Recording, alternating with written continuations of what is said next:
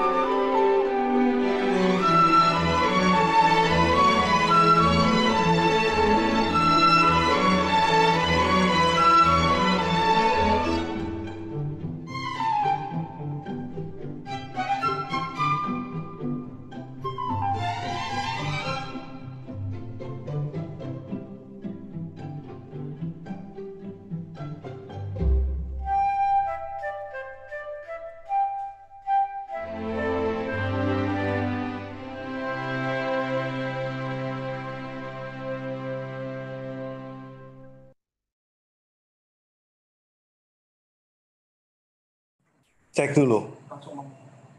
Tes. Unmute. Oke. Mulai. Check for the speakers. We have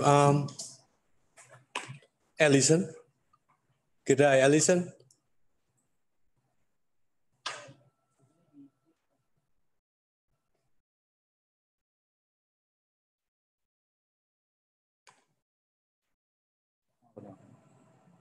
Ada suaranya.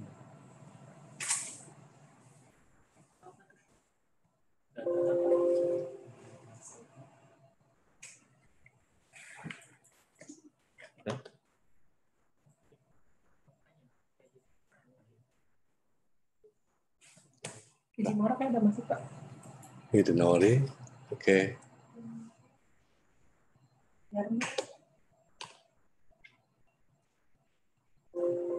Masuk.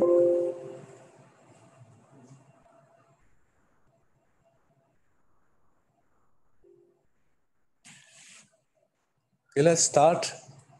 Good afternoon, everybody. Good day, Alison from Australia, and all our friends from all around the world.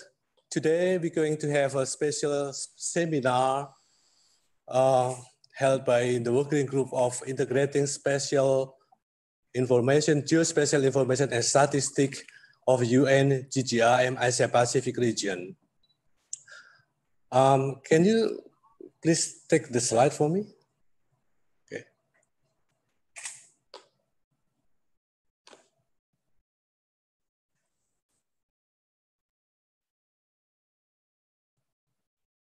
Okay, the topic of this seminar is the integrating geospatial information and statistics answering the SDGs challenge, such a very current issue that has been discussed in many different countries all around the world. The aim of this webinar is to share the experiences from various countries in relation with integration between geospatial and statistical information, especially deal with the current issue, sustainable development goals, and the non-sustainable one, the disaster issues. It is when we talk about SDGs, everyone will be familiar with the term "no one left behind." So a simple question that will be asked: where is everyone? That's where geospatial information is very important to indicate where is everybody. The power of where is something that must be encouraged in the future. Next. Today, we're going to have at least 8 speakers from many different countries, from Mongolia, Japan, Thailand, representative from ESCAP, UN ESCAP, from Korea, and finally from Indonesia. So hopefully today's seminar will be very useful for everybody to understand the importance of geospatial information. It's not something that's make everybody afraid of, but something that can ease everyone to understand how this world is going sustainably. The agenda for today is we can have opening from our president, Alison Rose. And then after that, we're going to have presentation from 8 different topics of the SDGs. And at the end, there are some messages from ESCAP to be delivered regarding the activities of the UNGGIM AP as being the secretariat of UNGGIM AP. Next. Currently, there are at least 27 countries or participants from different countries registered in this meeting. And hopefully in the future, there will be more countries active, not only just participants, but to be the presenter of this webinar, sharing their experience on how Geospatial has been enable us to understand the SDGs. Next. We have guidelines for the speakers. Speakers will be given 15 minutes in total. Well, it can be adjustable, but at least we have 10 minutes for presentation and 5 minutes for discussion. And because there are so many people, around 1,000 or more registered to the seminar, so I will select the question from the speakers to be answered or what to be discussed later on. It is highly important to stay within the time frame. And so, because we will have to finish at least 4 o'clock this afternoon, Indonesia time. For the participant, during the seminar presentation, the microphone will be muted by the host. And if you have any question regarding the presentation, please do write it on this link below, the link on the screen. And you can also view, apart from, if you cannot enter the Zoom meeting room, and you can view live from YouTube channel, which is attached on the screen, on the window of the Zoom application. Next. Important also, we will produce certificate for the participant who registered and attended the meeting. And if you have any query about everything, please just write down to the link listed on the number 3 and number 4. Okay, I think that's information for me. I'm myself, Antonius Wijanarto. I'm the chair of the working group 3, integrating geospatial information and statistics. Thank you very much for all of you to join this seminar. Hopefully, we will have a fruitful information for you, everybody, and we can later on enable geospatially enable SDGs in the future. Thank you very much. Now, to open the meeting, I will ask Alison Rose, as the president of UNGGIM Asia Pacific, to officially open the meeting, and the floor is yours, Alison. Thank you, Antonius. Esteemed presenters and colleagues, it's a great privilege to open this webinar on the integration of geospatial information and statistics. I think the value of integrating statistical and geospatial information has been clearly demonstrated in recent times, whether that be through COVID-19 management and response, or in responding to and recovering from natural disasters, such as the bushfires here in Australia. What is clear is that government and communities have seen the value of geospatial information and statistics in action in recent times. Governments and the community benefit from information that is readily available to enable good decision making made with good data and corresponding analysis. And importantly, in a crisis, that this information is needed quickly. Our data communities, geospatial, statistical, administrative, have a compelling role to work together to plan for and be ready with interoperable and accessible data and systems. In Australia, Geoscience Australia is working across our Australian government partners, and we have established a new Australian government location interdepartmental committee, which will build a federal government location strategy that aims to ensure this will occur seamlessly in the future.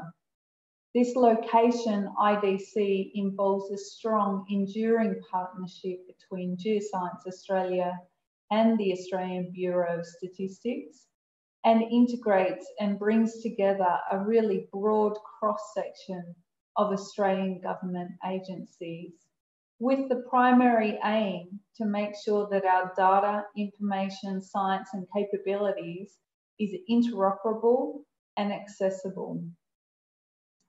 Further, the UN Global Statistical Geospatial Framework and indeed the Integrated Geospatial Information Framework provide clear pathways and guidance to improve access to and interoperability of location data and capabilities. There is a sense that perhaps in Asia and the Pacific, there's an opportunity to understand and build the underlying infrastructure and capability. Sorry, the lights have gone off to enable this to occur.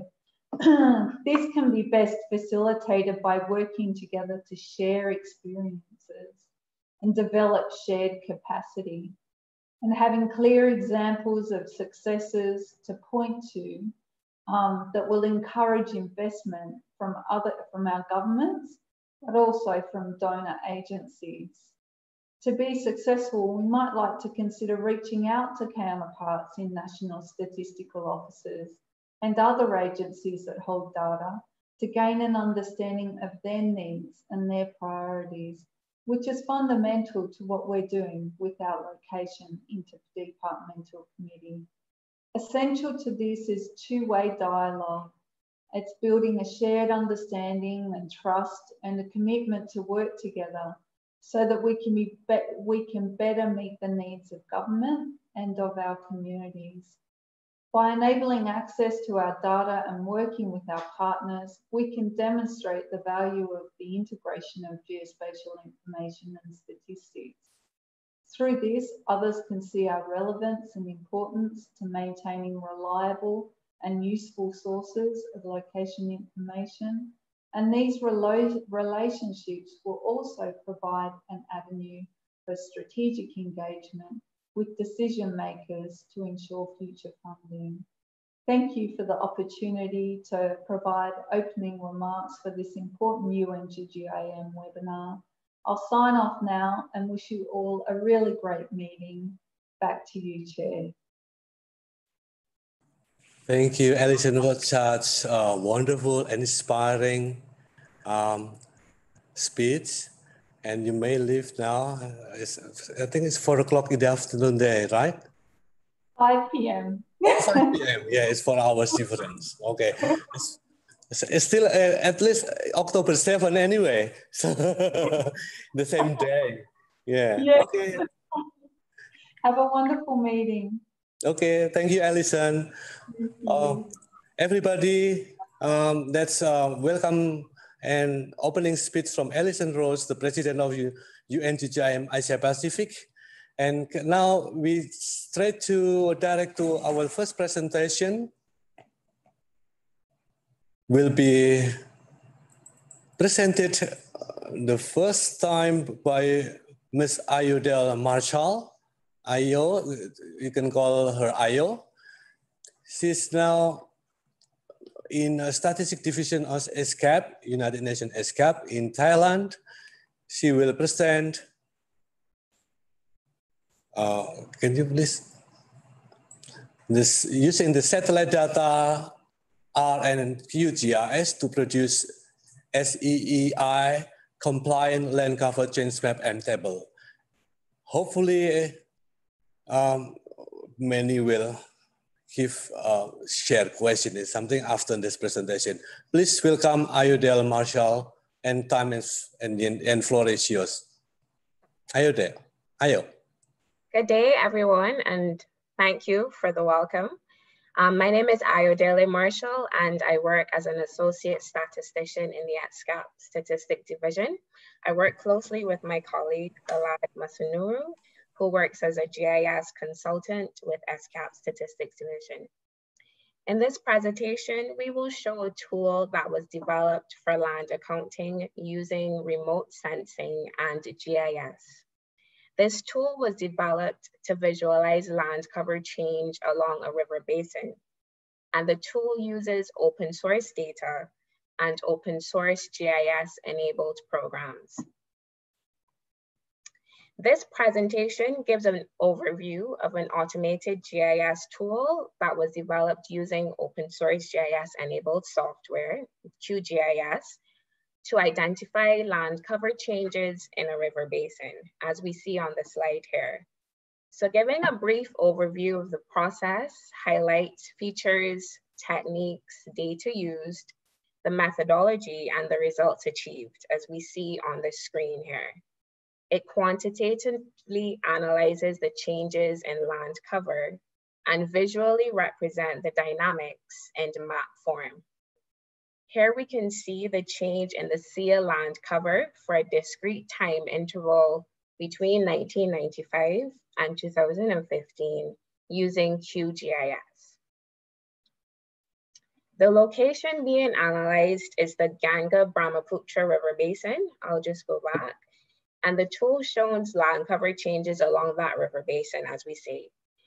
The 3 steps involved are as follows. Data was obtained from the ESA Global Land Cover data, showing GADM global administrative areas.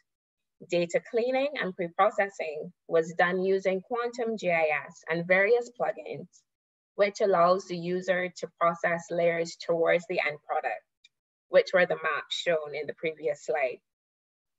Finally, to show the land cover matrices and the land cover tables, code was written for automation script run using RStudio. A step-by-step guide on the methodology done has been edited and is available via a link that we will share later. The goal of this guide is to show users how to use open source data and open source programs to produce their own land cover change maps and cover change statistics. So the data table shows some examples of remote sensing data sets that are open source, the satellites from which the remote sensing is done, the different resolutions at which they are offered, and it shows the period of time and the years for which they are offered. Google Earth Pro is one of the high resolution data sets openly available, and this can be used to check the quality of the data sets used. Next step was cleaning the data. Cleaning and pre-processing the data is a lot more involved than we think we can show in this short presentation. But the toolkit that we've developed shows step-by-step how the data is pre-processed and what is involved. So I'll just move on to the processing processing the data. We just thought we'd give you like a short overview, a video showing just what is involved in the process. This video shows the R Studio interface and the code developed to run and produce the SIA land cover change matrix and the percentage change tables, which can then be formatted as desired. As we can see, this script takes all the changes over the 20 years from 1995 to 2015, and then summarize them in one data matrix and one data table. So as we can see, it's running from 1995 to 2015. It shows the land cover changes along the map. And then these were then coded and then developed into a matrix, which shows the land cover changes quantitatively from 1995 to 2015. And this is produced using code in RStudio. As we can see, it's running from 1995 to 2015, and then you can format it as you need to. And then we produce this table showing the percentage changes from 1995 all the way to 2015.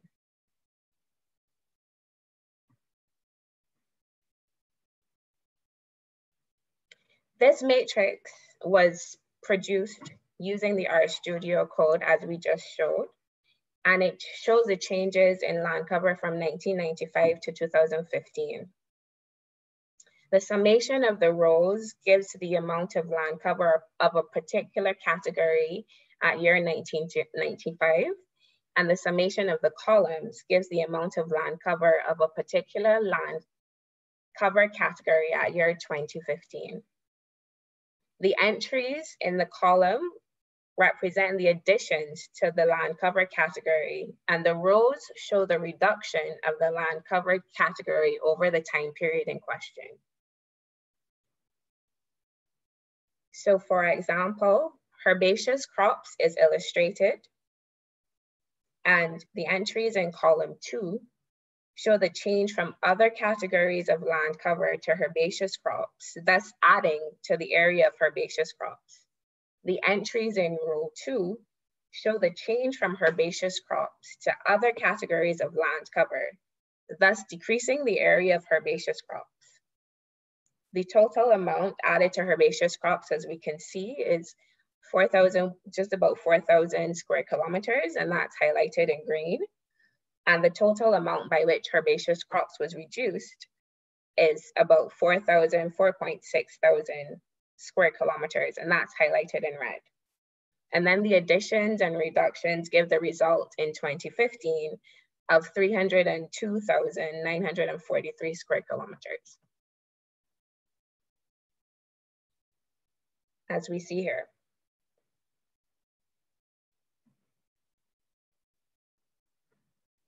The next example shows the changes to the artificial surface. So it gives us a better understanding of the urbanization that occurred in the Ganga-Brahmaputra River Basin from 1995 to 2015. As we see, there was conversion from all the other land cover change categories to artificial surface, almost all of them, increasing it from about 2,975 square kilometers in 1995 to just over 10,000 square kilometers in 2015. With QGIS, we can quantitatively analyze the changes and visually represent the dynamics in map form. So we showed them in table form, and now this shows it in map form. It's the same slide as before, and we see the changes from 1995 to 2015. Highlighted in the box shows the urbanization that occurred in this spot that's highlighted and circled from 1995 to 2015. So as mentioned previously, ESCAP Statistics Division is developing step-by-step guides, and the first one on land cover change is available via this link. It has a lengthy title, Producing Land Cover Change Maps and Statistics. And as the subtitle states, It is a step-by-step guide on the use of QGIS and RStudio, showing how to map and visualize the changes in the SIA land categories, land cover change categories along a river basin. We encourage the user to download the data, and then we go through step-by-step how this data is pre-processed and processed according to the user's needs. The other guides that we are preparing are a supplement to the land cover change tool, and the steps in this guide show how to automate the productions of the map over a time period. Additionally, we're doing a population exposure to flood hazard using global urban footprint method. And the steps in this guide show how to visualize the levels of exposure of a population to the hazard of flooding. And the specific area used in the example is the Hitoori River Basin, but we go through step by step on how you can download data of your choosing and according to your needs. Then we also have developed a tool and are developing the step-by-step guides for urban land change hotspot mapping. The steps in this guide will show how to visualize the urban hotspots and the rate of urbanization as well. The guides, again, give more details on how to use the QGIS program and plugins for the integration of statistical and geospatial data. In developing these guides, we attempt to show the functionalities of QGIS and how open source programs and data can be used to generate visualizations, such as the ones produced, and to suit the specific needs of the user. The Statistics Division has also provided technical assistance to the Fiji Bureau of Statistics on producing their own land cover change maps and statistics. And technical assistance is being given to the Asian and Pacific Center for the development of disaster information management, otherwise known as APDIM, on the use of geospatial data to assess sand and dust storms risk and the impact in the Asia Pacific region.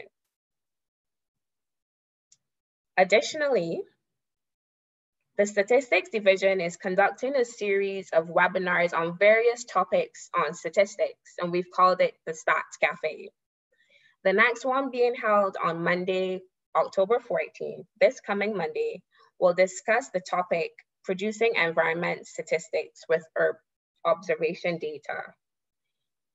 We urge you to join us, and this flyer here shows the information. It will highlight country examples where we use geospatial and Earth observation data to produce environment-related official statistics.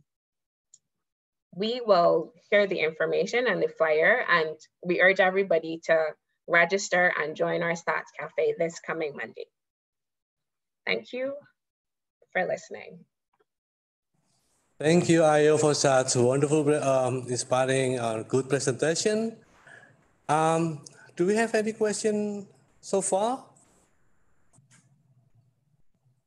Okay. While we are waiting for the question listed on the screen, I will ask, do you have any specific standard for defining the class when you're doing such land cover change?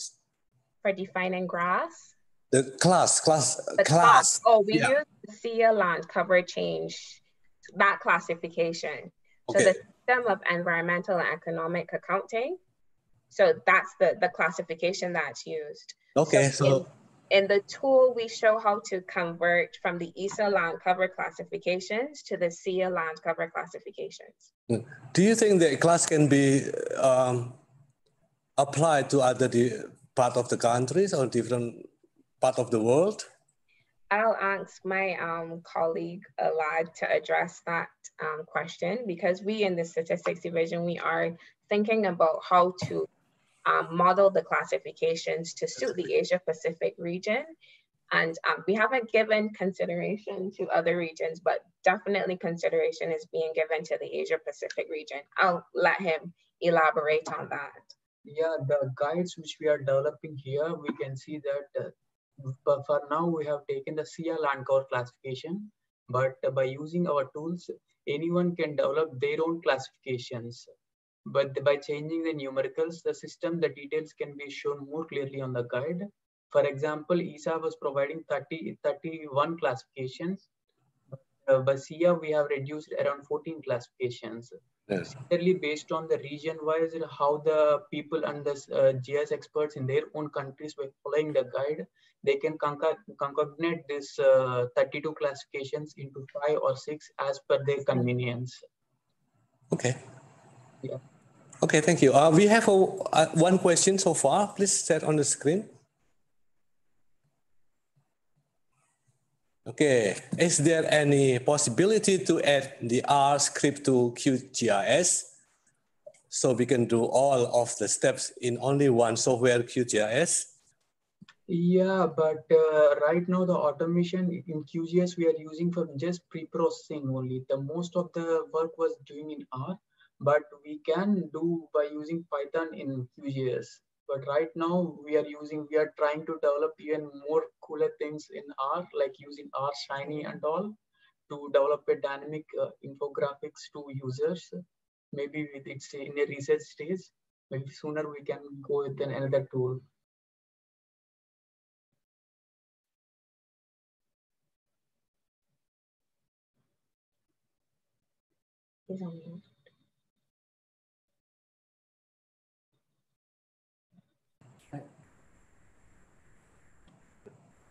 Sorry, we missed that. I think you were on mute. We didn't. Yeah. I was talking to the guy who was actually summarizing all the questions for you. Okay.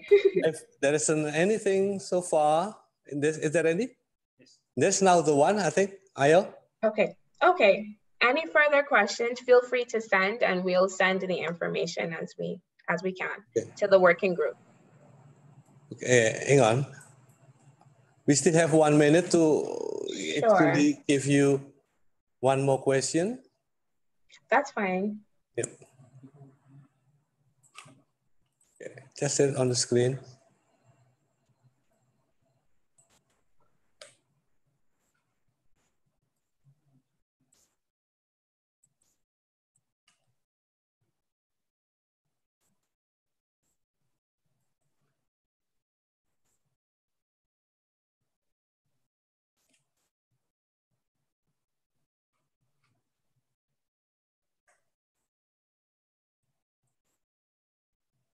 Okay, we just read it.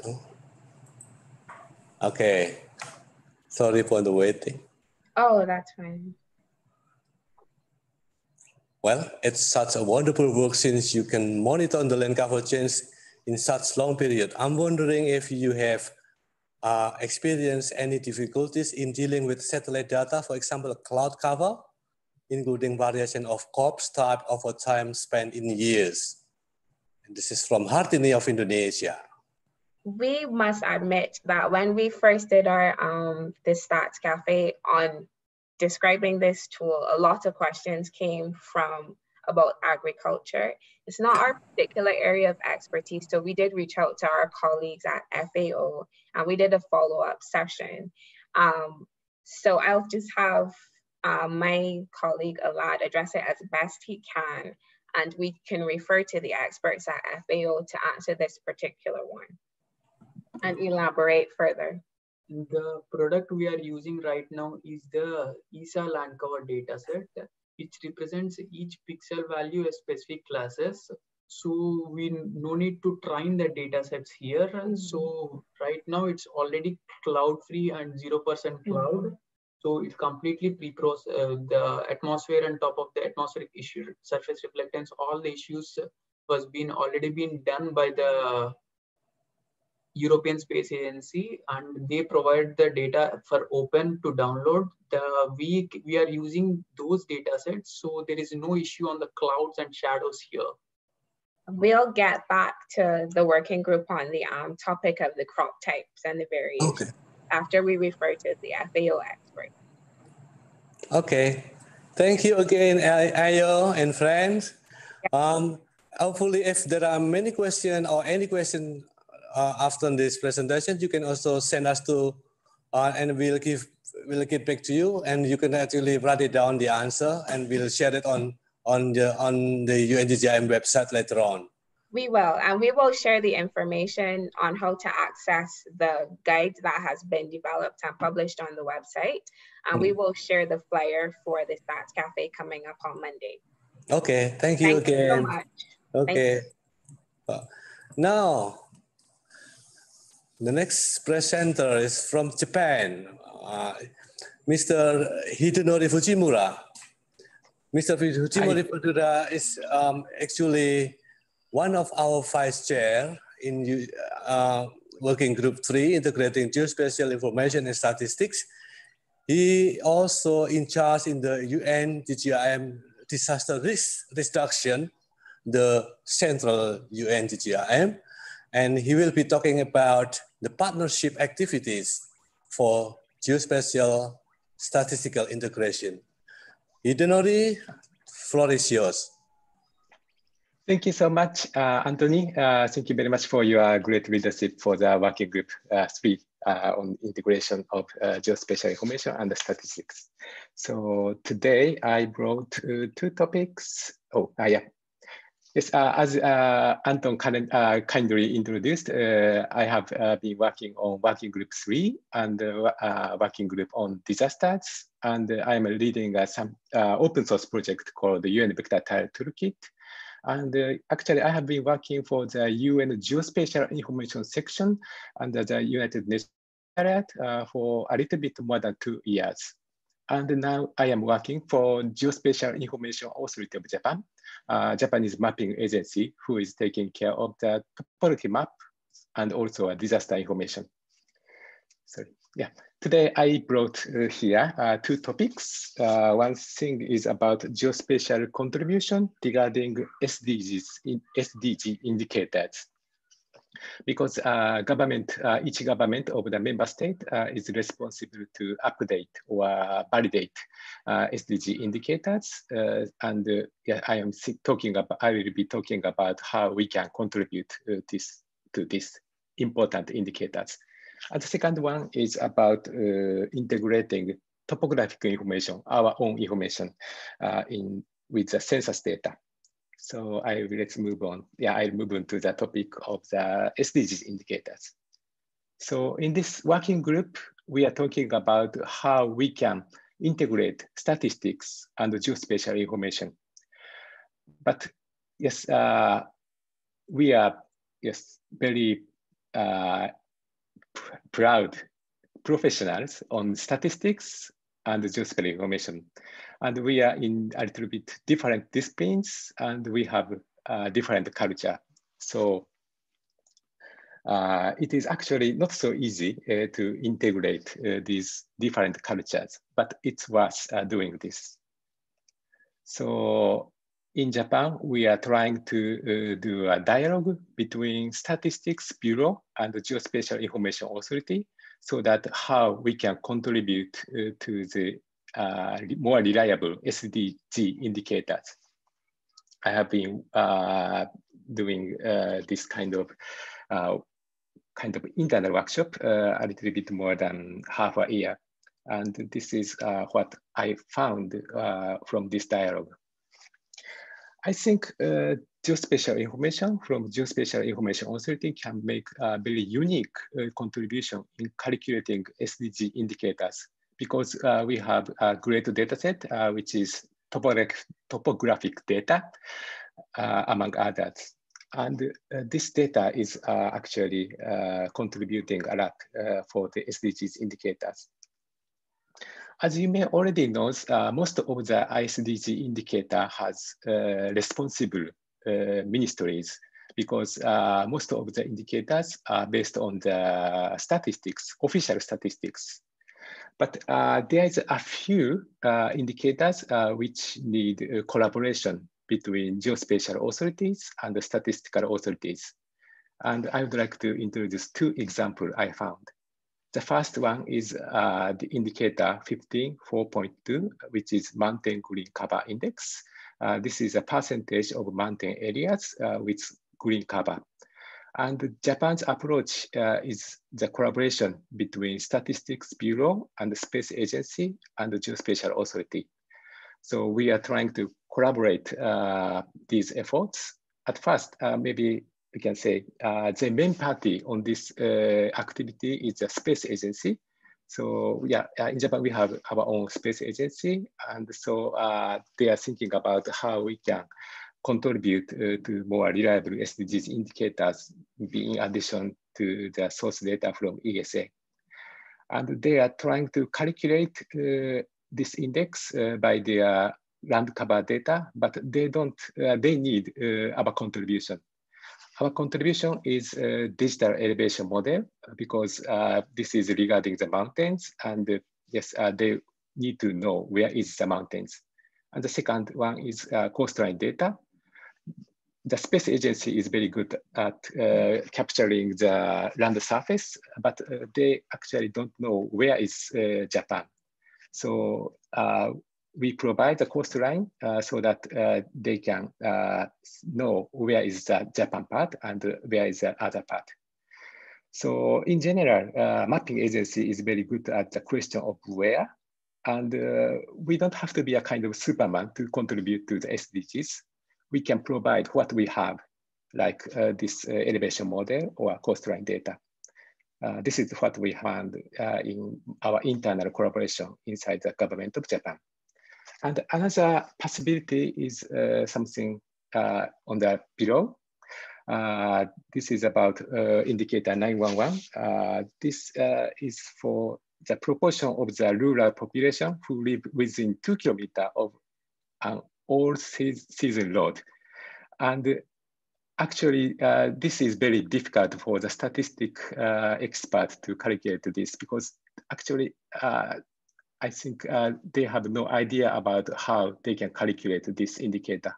But for ourselves, for mapping agencies, this is very easy because we have road network data, and we are very happy to provide them our road data so that we can find a way to calculate this indicator more accurately. So this is what we are doing regarding the SDGs indicators. And let's move on to the second one. This is about the visualization. We are visualizing census data on our topographic map. And you will see what you can find if we integrate topographic map and census data. Yeah, here is the example. This is some small island in Japan.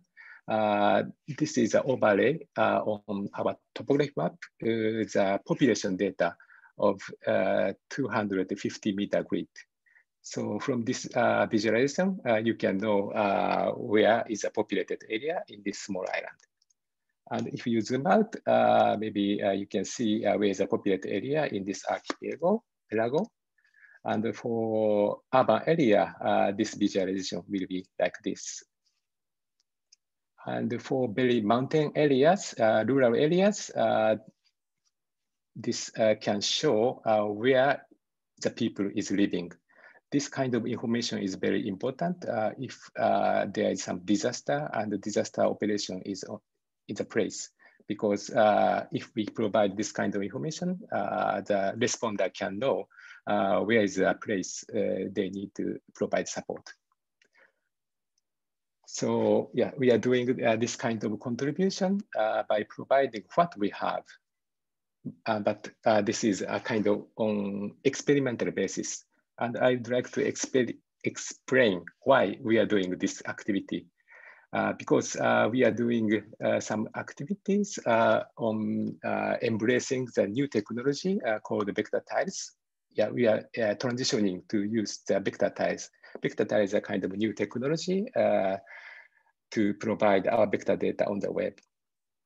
So as our main job, we are providing our topographic map data in vector tile form. So all the area of Japan can be viewed in vector tiles. So very fine lines you can use. And we can start 3D visualization, like this. And also we can provide some kind of dartboard, and also we can provide some visualization with also photos. So we can we see this kind of possibility for a higher level application from the data by the mapping agency. And yes, this is the best part I can bring. Yes, this toolkit to provide this kind of visualization is free, because we have a community of practice to enable all the public organizations to provide vector tiles. And under this website, there is some introduction. And maybe you will see this project is UN OpenGIS initiative, which is support UN operations by the power of free and open source software. And yes, sorry. Yeah, this is a website of UN OpenGIS, unopengis.org will provide you enough information about this important initiative. And yes, we are going a little bit further. I would like to share this technology to anyone who would like to publish vector data. So we are trying to do a kind of capacity building. And in order to do that, the hardware was a big challenge. So we are starting to use this kind of single board PC. So only a $100 hardware can cover all the process from converting and hosting and consuming the vector tiles. And yes, if you follow this URL, you will see some capacity building material we are developing. So yeah, in conclusion, we are looking forward to work with you. We are looking for friends in different activities, but especially in this important working group 3, led by Anthony. So yeah, let's make a difference by joining efforts together. Thank you so much. Thank you, Hitoori. What a wonderful word on the end there. We are looking for friends. Let's make a difference. Yeah. Well, okay. Thank you for such a good, excellent presentation. So we have any question? Please share.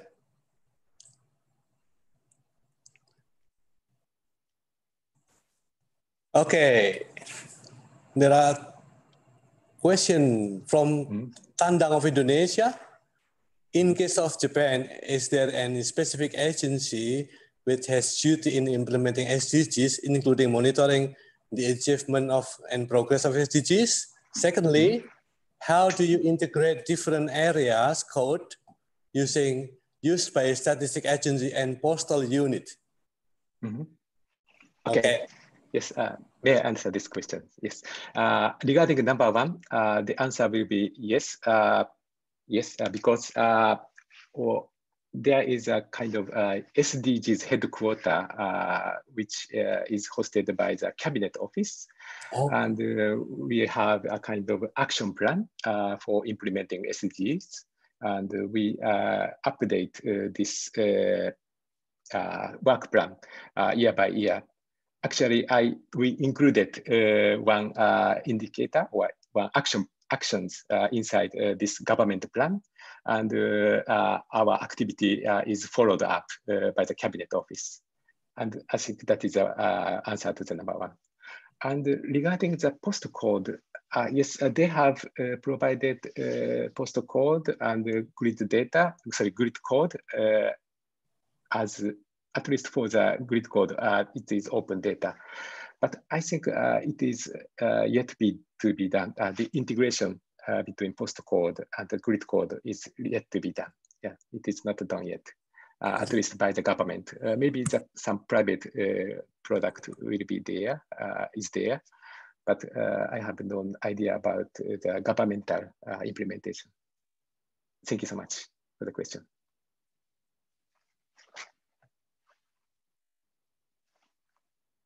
More question for you, Hitoori. Thank you. Okay. Thank you very much for showing example of how to use statistic and geospatial data applied to address the SDG indicators. Would you like to share what kind of decision or changes in policy that have been made based on the result of the analysis? Okay. It's more challenging. Yeah. Thank you for the questions. So as of now, we are trying to implement SDG indicator more accurately calculated by the collaboration of different government agencies. But the next step will be how this indicator can be used for the actual implementation of the SDGs. So that kind of things will be discussed probably by the head of SDG headquarters of the government of Japan. And also, I am also very happy to share what we have developed inside the government of Japan to everyone, maybe by making use of this kind of United Nations activities, if we have some opportunities. So maybe our activity is still a kind of internal activities inside the government, but if after this activity is finished, I think we can share what we have done, maybe next year or after that. Thank you so much. Okay, thank you, Hitoori, for your good presentation, excellent. And if we any other question may be directed later on and will be recorded, and I will send to you, Hitoori, after the seminar, so you can answer by on writing later on. Thank you so much. Thank you, Hitoori. Thank you. Our next speaker is, will be somebody never heard before. Okay, Mongolia. Mongolia is very cool and just south of China, and you will be surprised how they have been developing well in terms of NSDI. So we will, Bayarma Engtor, the presenter, will share how NSDI in Mongolia has been growing so far in combating against COVID-19 as well. So please, Bayarma, you can introduce yourself. Is it all right? Yes. Okay, thank you. Time is yours, Bayarma. Thank you, Antonius.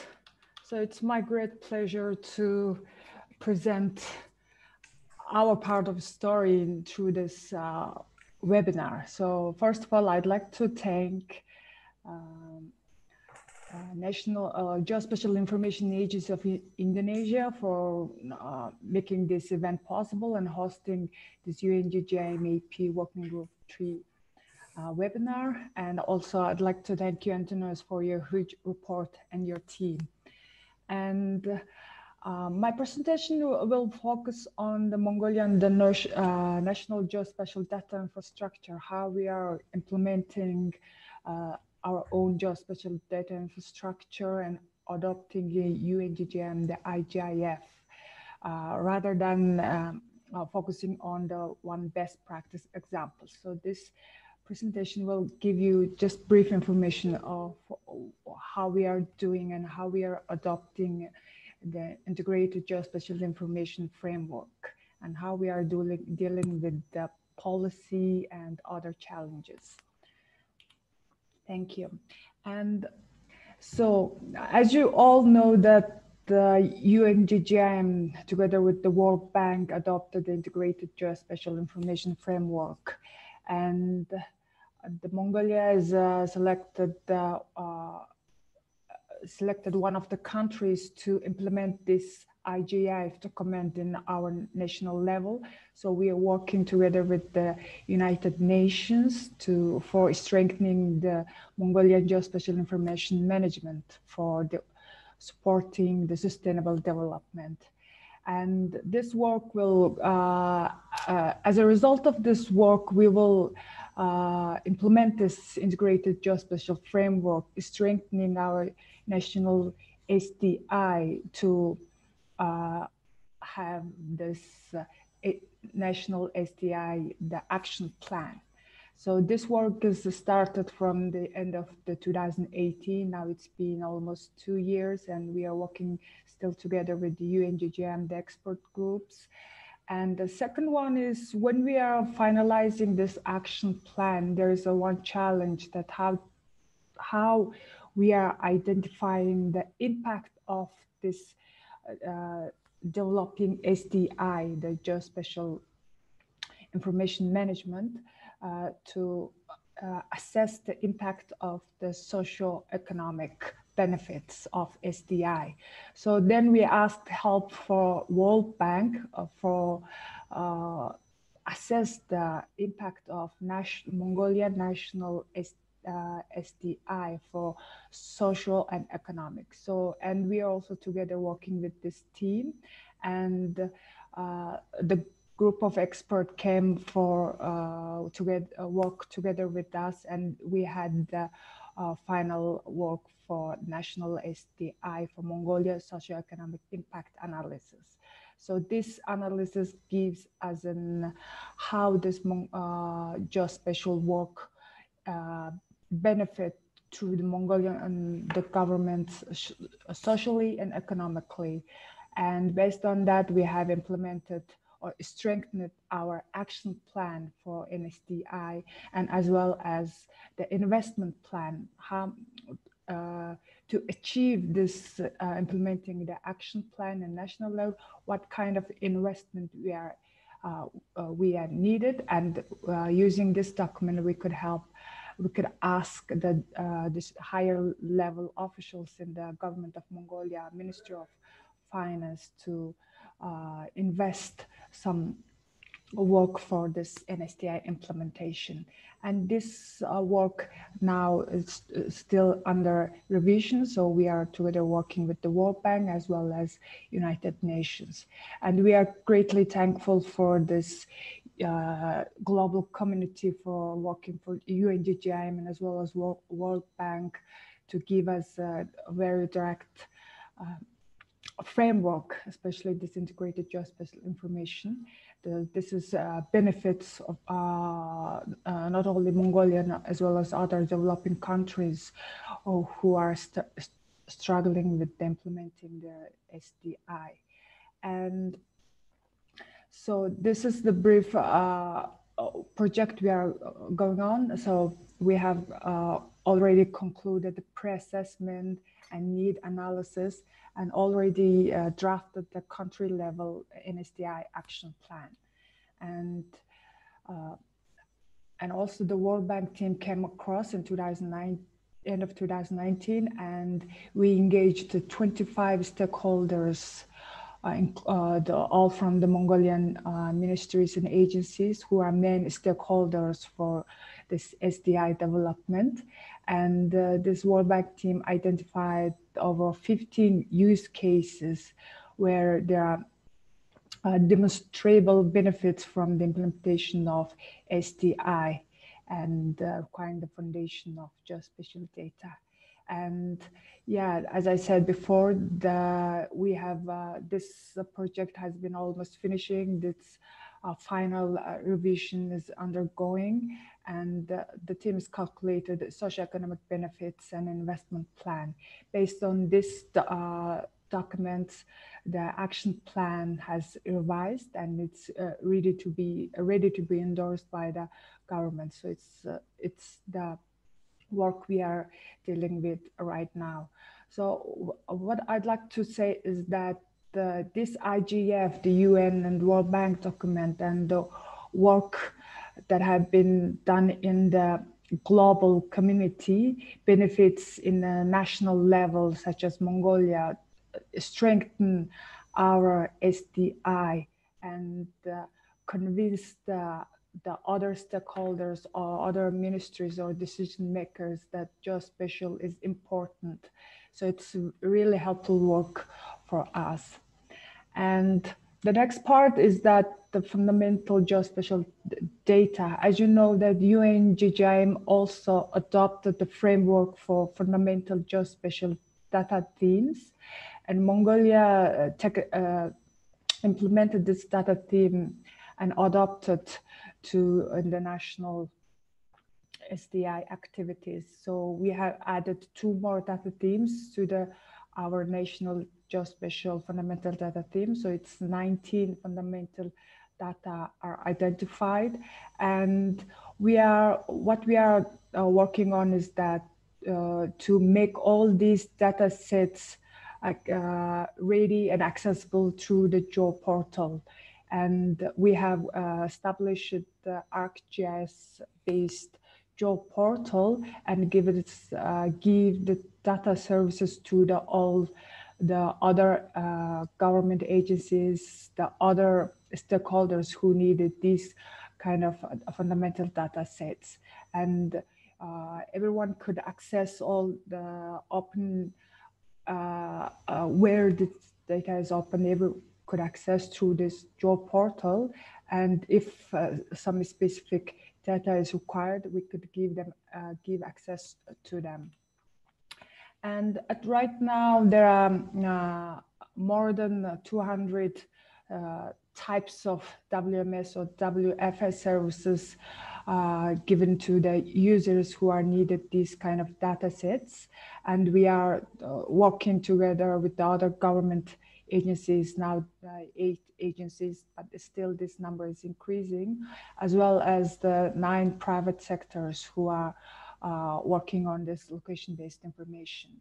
And as well as these fundamental data sets are also supporting other systems, for example, land registration and land valuation, and also the construction, building, etc. So at the moment, 4 other systems are supported by these web services we are developing. And at the moment, this, as I said before, this Geo portal is based on the ArcGIS SRI based, but at the moment we are trying to make it more open or more flexible for in our requirements as well as the user requirements. We are shifting for using the more open sourced frameworks to enhance this Geo portal.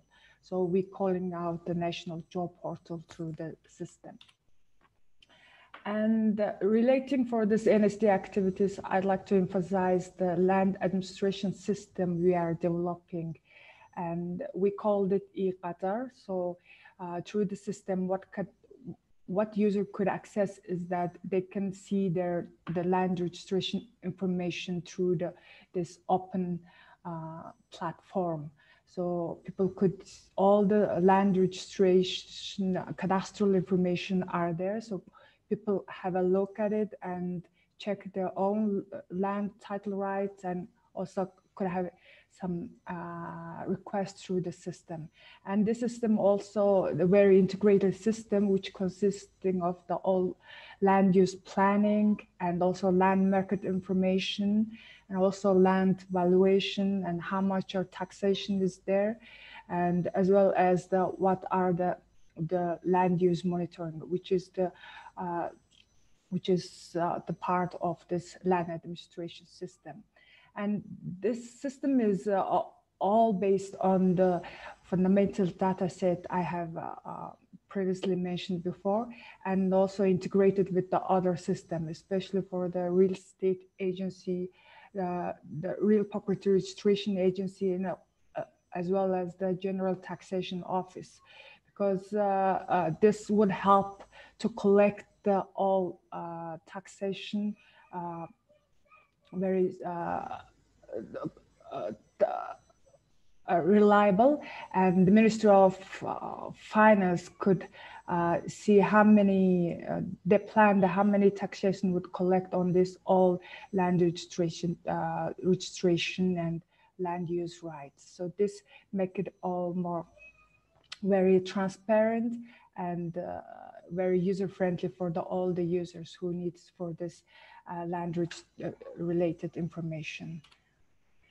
And as well as the part of this NSTI related activities, the legal and policy are very important, because this geospatial information is involving many stakeholders from all ministries and agencies.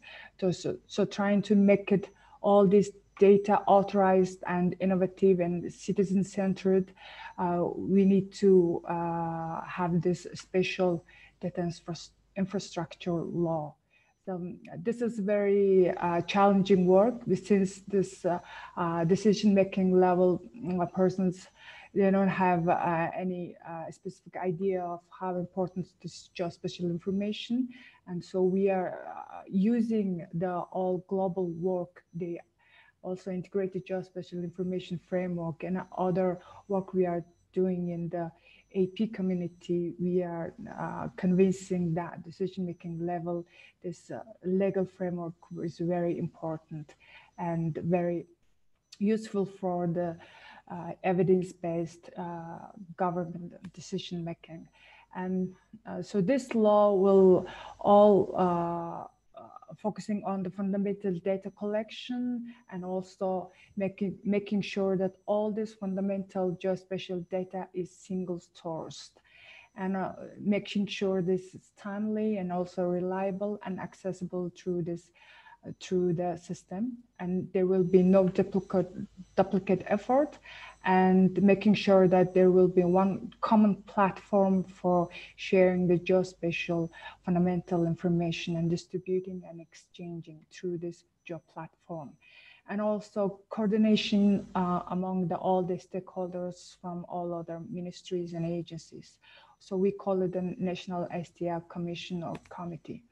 And also, so as a policy part, the NSTI action plan will play as a role of policy framework, because in Mongolia, this action plan will one part of the policy framework. So we really hope there's a high expectation to adopting this action plan end of this year or beginning of next year. And also through this action plan, we are strengthening our legal and policy framework in the geospatial domain. And for not only the legal and policy framework is important, also the geostandards play a very important role when we are talking about the one single platform for the geospatial fundamental data sets. So we are working on to adopting this ISO TC 211, as well as the INSPIRE, the European Union's the INSPIRE doc standards, to adopting into our system and to enable the different information system to communicate and exchange data. So this work will lead to us to integrate this geospatial information to the statistical information, the non-geospatial data. So this work will make it more interoperable and through the systems as well as the statistical information. So this work has been started just 3 months ago. So it's this standardization is really a huge work and challenging. And hopefully the next year, Mongolia will have this geo standards to make it more interoperable through the statistical information.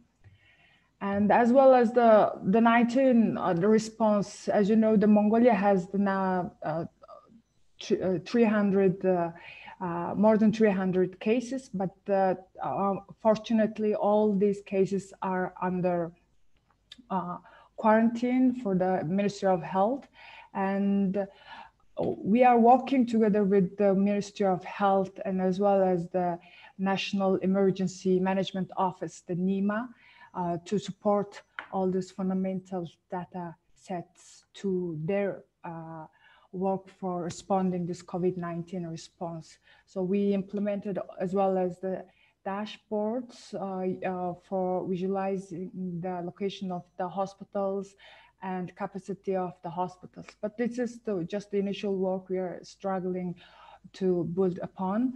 So this is also one of the examples to integrating the geospatial information with the statistics information. And the challenges, as I mentioned before, this adopting the geospatial standards are really important and challenging. And this will lead us to integrating the geospatial information with the statistics information, as well as the working for the other stakeholders, and also cross-sector corporations are really important.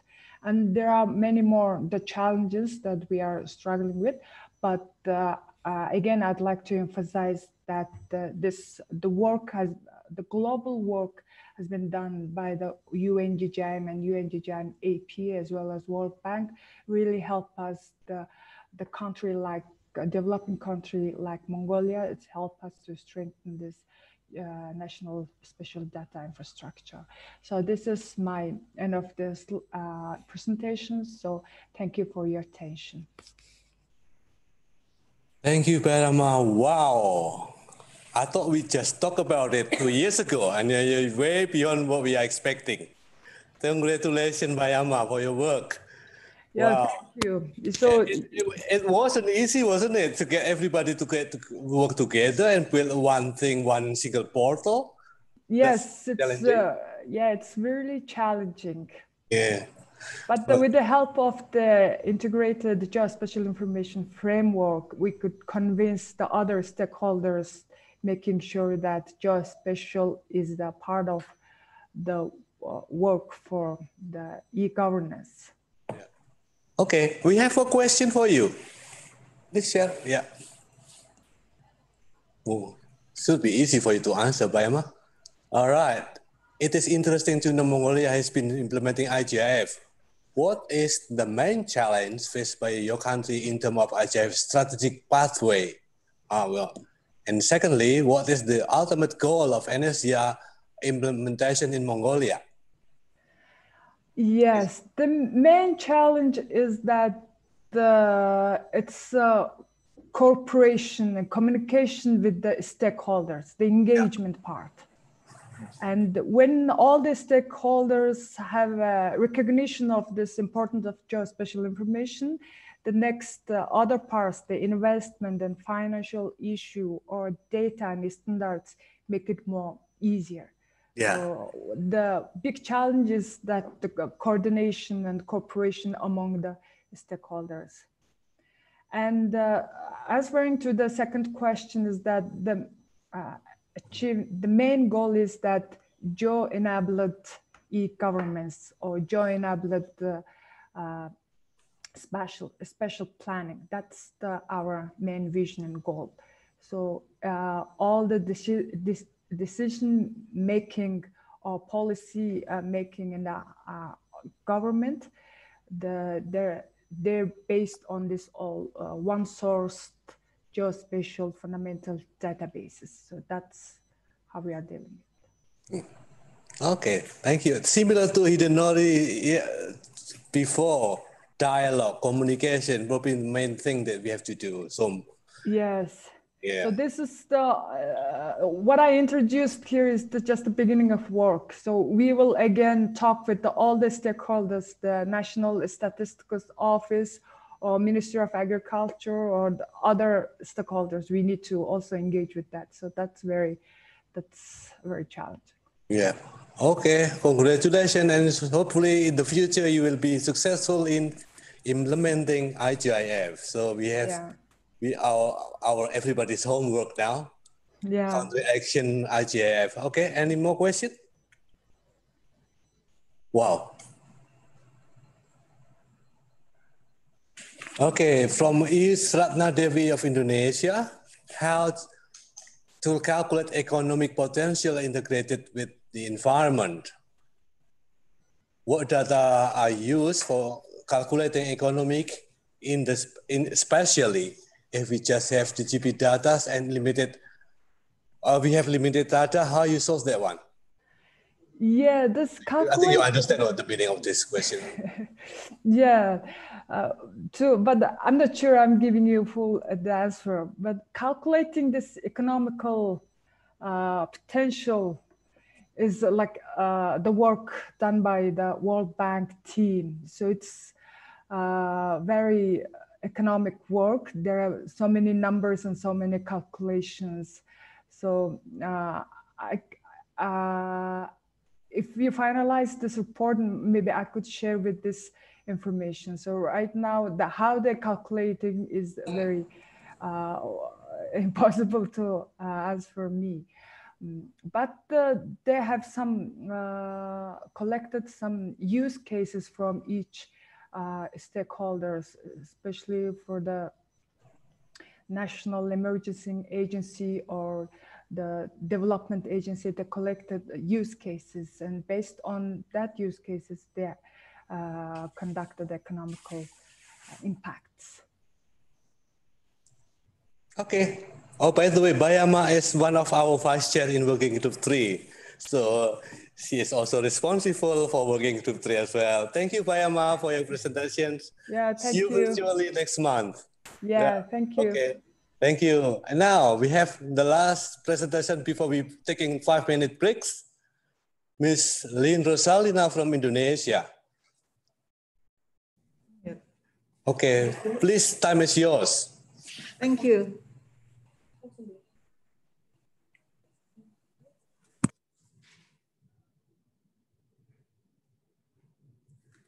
So good day, everybody. I would like to express our great gratitude having opportunity to join in this seminars. Allow me to introduce myself. My name is Lynn Rosalina, Head of Center for Thematic Mapping and Integration, Geospatial Information Agency of Indonesia. We know as GIG. Our responsibility is to provide thematic mapping assistance to ministries and local governments. Other than that, we can integrate more than one thematic geospatial information held by government and local institutions into a new thematic geospatial information. In this moment, I would like to present concerning integrating geospatial information and statistics on COVID-19 response in Indonesia. Geospatial information is very important to support the decision-making during this pandemic. We might agree that geospatial information is a powerful tool to support the decision-making related to COVID-19 response. For example, this map shows a distribution of COVID-19 cases, and by doing this, we can easily see the concentration and pattern of the cases. Further, we can figure out what kind of response is necessary. Geospatial Information Agency of Indonesia has developed a dashboard showing distribution of COVID-19 cases nationally. This dashboard shows the cases distribution by province, a distribution of positive case, time-based referral hospital map, and some of our best practices can be found in a story map menu that could be accessed on covid19.dig.go.id.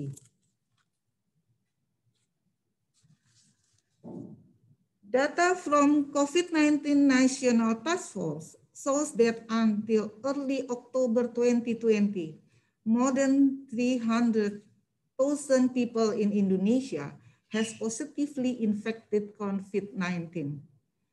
In response to the COVID-19, GIG led the integration of geospatial and statistical data to provide information necessary for COVID-19 response.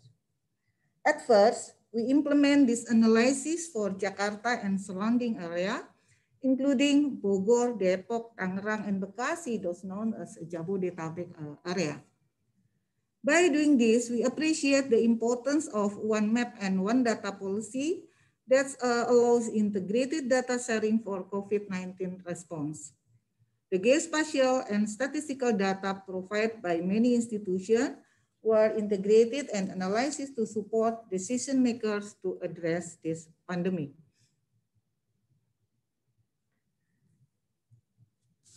Geospatial and statistical data used in analysis for COVID-19 response include the confirmed case data compiled from a local government, business area transportation hub derived from Indonesian base map, population density and vulnerable communities map compiled from a Natural Disaster Management Agency and Statistics Indonesia.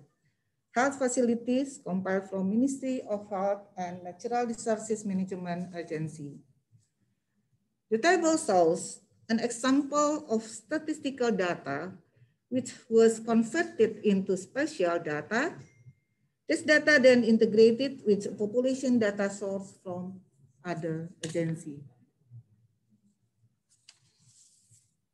This is the spatial analysis for COVID-19 response. This slide shows some of our best practices in utilizing geospatial and spatial and statistical data in Jakarta and Minahasa, North Sulawesi.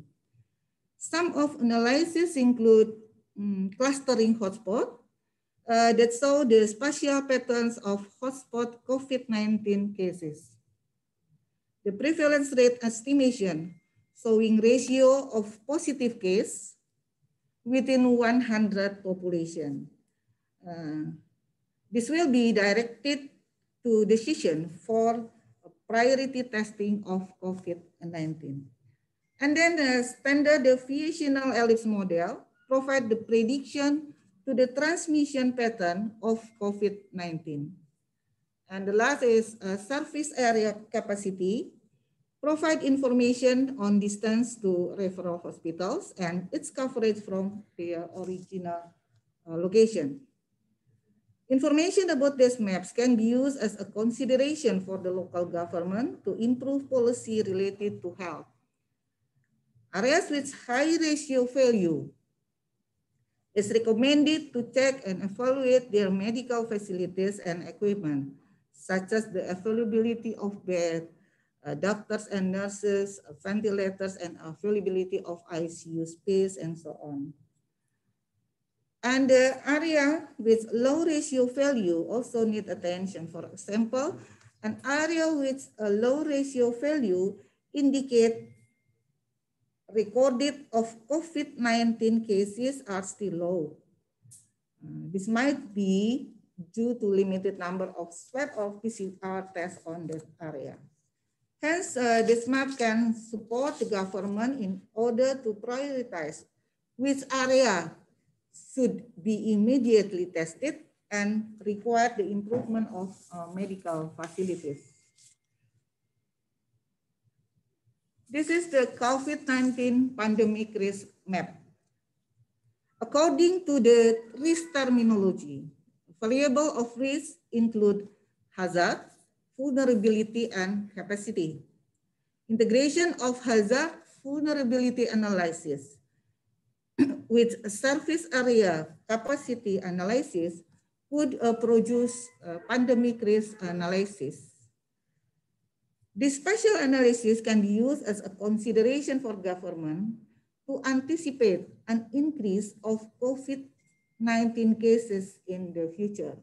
For example, a decision to improve a referral hospital based on location and number of doctor and medical staff at a high-risk area would have a very important role for strengthening the frontline capacity to fight this pandemic. Moreover, risk map can be used as instrument for assessing priority vaccination. As shown in this figure, we can prioritize vaccination in an area with a high level of risk in order of its priority. For example, we then can prioritize from the health workers, vulnerable communities, high-risk workers, and then government officials. And then we come to the remarks. For the remarks, we can pin on 3 points. The first, integrated geospatial and statistical data facilitates greater decision-making for COVID-19 response. The second, the collaboration among ministries, agencies, and stakeholders strengthen data sharing necessary for COVID-19 response. And the third, further geospatial statistical data analysis required to expand COVID-19 response nationally. Thank you for joining this session. Thank you, Ms. Rosalina, for your very good presentation. Excellent. Now we come to, because she's my colleague, so I won't have any question. I can't any question for for her on the screen. I think we have one question for you from Roy Fernando. It looks like, okay. How about data uses, especially positive cases, which is related to personal confirmation by name, by address, which is confidential? How it is implemented in spatial analysis? Okay, thank you, Roy Fernando, for your question. For this condition, all of personal confirmation by name, by address data, we convert to the centroid of village administration. So it will be shown on the centroid of village administration, not exactly on the personal address. The more cases on the village administration, the bigger point on that location. I mean that for all spatial analysis we did, we using positive cases data that has been upscaled to village up to sub-district in region level. So we didn't use any personal data for spatial analysis. Therefore, the suspect personal information will still confidential.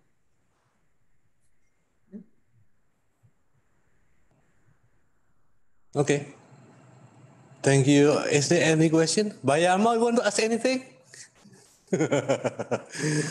Okay. Thank you, Ms. Lina, Ms. Rosalina. Oh, you want to ask something, Bayama? Okay. Okay. That will be the last question and the only question for Bulin Rosalina. So I'm going to have a break. So let's have a break for 5 minutes and be back in 5 minutes sharp. And see you in 5 minutes, everybody. Thank you, Puru.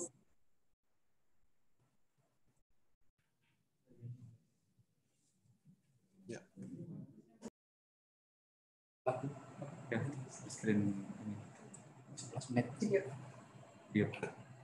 Sharp, yeah.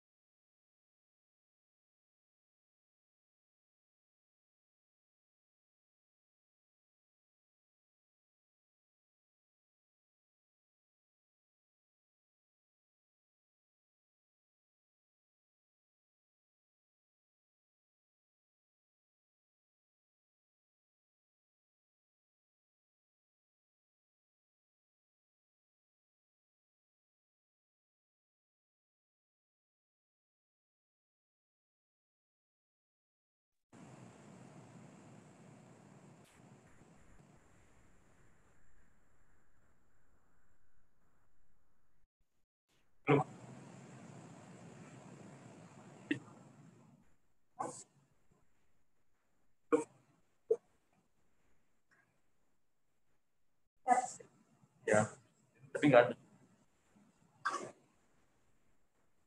ada videonya.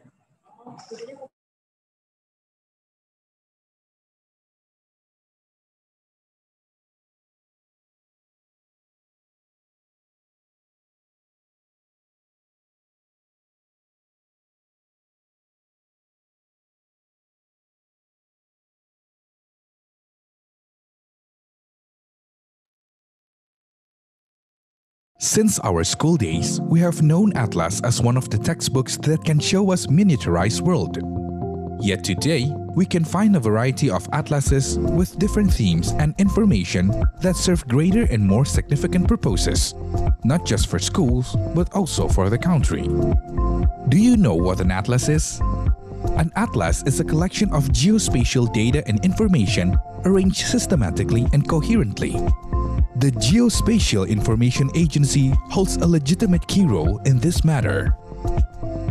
The Atlas of Indonesia is one of the programs from the Geospatial Information Agency to provide comprehensive spatial information of Indonesian regions to the public. It is available in hard copy as well as digital and interactive editions.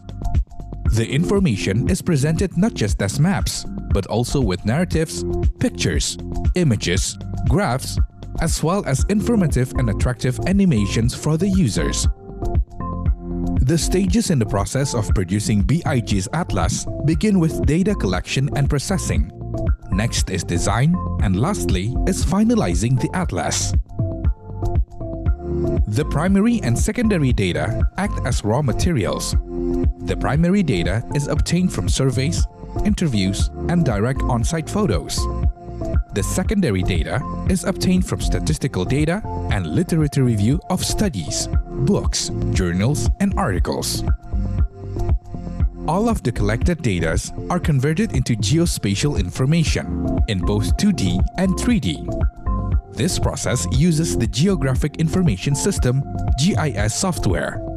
As for the statistics, they are processed using statistical data processing. The design of the atlas references the predetermined technical specifications, while the framework and layout are creatively structured, not only display maps, but also fascinating narratives, pictures, and infographics. The last stage is finalization, combining design aesthetics and the substance of information before becoming the final product. Quality control is not only applied at this stage, but also intensively and hierarchically from the beginning to ensure perfection. Here are the atlases that we've launched. Tourism Atlas, National Atlas of Indonesia, Atlas for Education, Atlas of SDGs, Tactile Atlas of Indonesia, and Electronic Atlas. Beneficial for education, the government, and the general public. The Atlas for Education that we have compiled is suitable for elementary students to high school students. In fact, we have also compiled an atlas for visually impaired students in inclusive schools. College-level students can also use Atlas to gain more spatial information. Atlas can also be used to help draft government macro policies, particularly in regards to information in Indonesian regions. For the general public, BIG's Atlas can be accessed both online and offline to answer the public's curiosity. That is why it is created in a simple and understandable writing, with an attractive presentation. Throughout the journey of Indonesia, the Atlas has become a tool bridging humans with the universe. It is a window to nature, culture, history, and the diversity in Indonesia. It helps you to get to know and love our nature, nation, and country. That is Indonesia.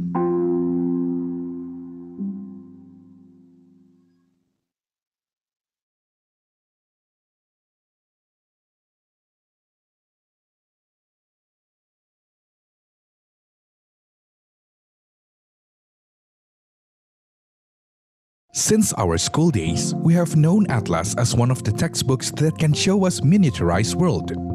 Yet today, we can find a variety of atlases with different themes and information that serve greater and more significant purposes, not just for schools, but also for the country.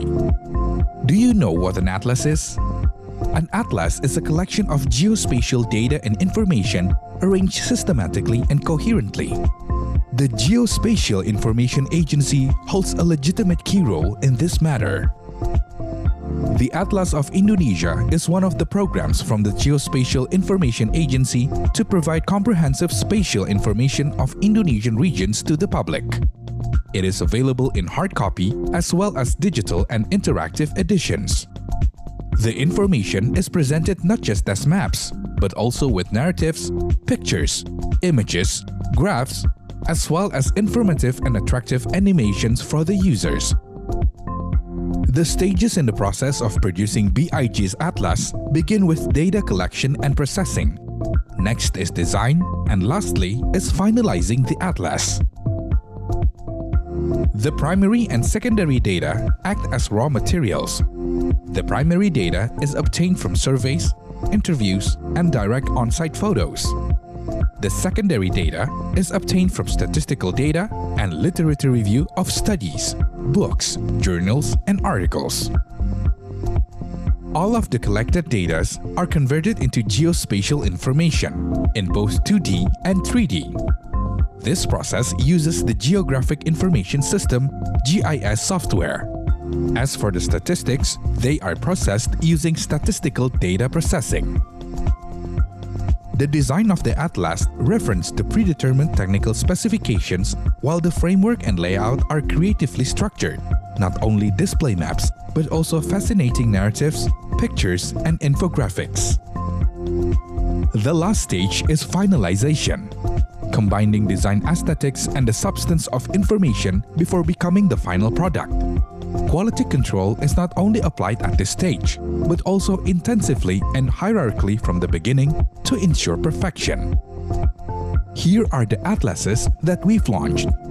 Tourism Atlas, National Atlas of Indonesia, Atlas for Education, Atlas of SDGs, Tactile Atlas of Indonesia, and Electronic Atlas. Beneficial for education, the government, and the general public. The Atlas for Education that we have compiled is suitable for elementary students to high school students. In fact, we have also compiled an atlas for visually impaired students in inclusive schools. College-level students can also use Atlas to gain more spatial information. Atlas can also be used to help draft government macro policies, particularly in regards to information in Indonesian regions.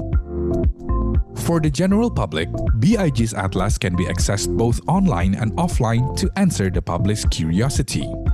That is why it is created in a simple and understandable writing, with an attractive presentation. Throughout the journey of Indonesia, the Atlas has become a tool bridging humans with the universe. It is a window to nature, culture, history, and the diversity in Indonesia. It helps you to get to know and love our nature, nation, and country. That is Indonesia.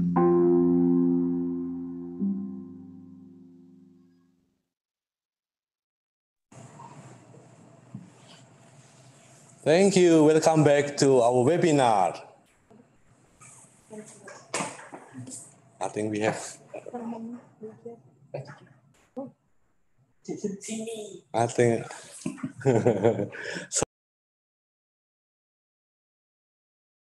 Sorry. Okay.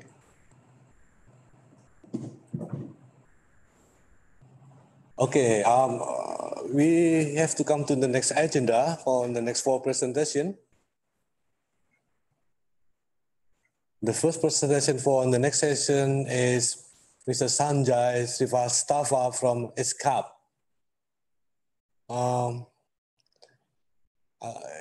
Is he ready? Okay, the floor is yours, Sanjay. Thank you.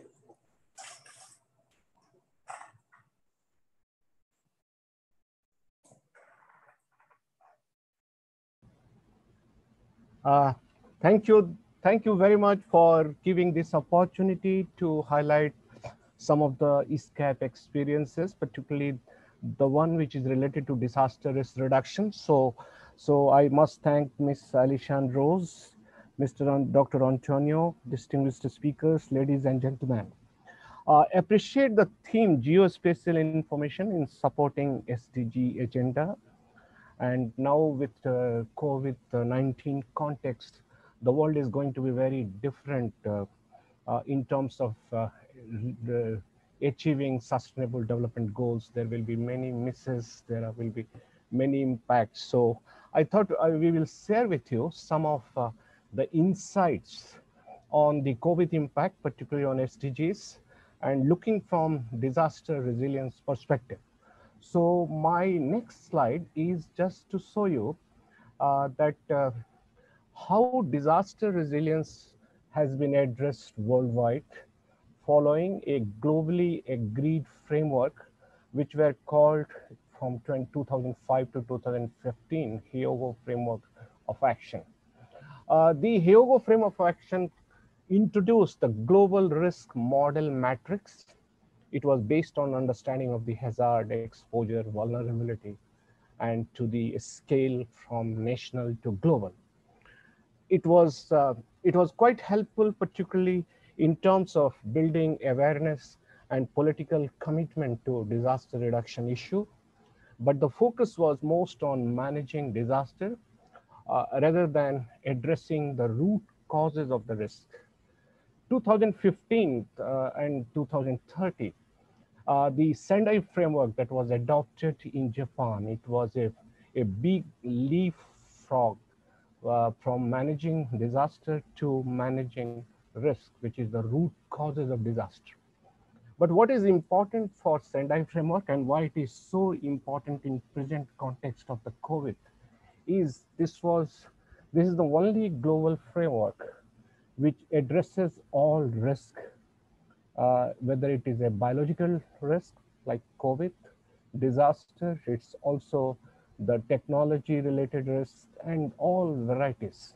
This framework was developed when the part of the world was hit by the pandemic, including SARS virus in the past. So this framework took account of the global exposure to the pandemic and the health related disaster of this kind. So when you see the Sendai framework, it was not only hazard exposure and vulnerability relationship, it captures the scale which is global, national, and more importantly, to the local. And the point which I would like to highlight in this presentation is it brought a system approach. The system of human being, which is basically the health and well-being, the system of ecology, which is the functioning of the ecology, and the economy, which is, the economic development. So how all the world is interlinked and then interlinked through the system of the systems. So first time Sendai captured the biological disaster into its framework and technological disaster. It was not there before. It also included the social and environmental framework. The point which I would like to highlight, if you take this Sendai forward and see how countries should respond to the COVID in the present context.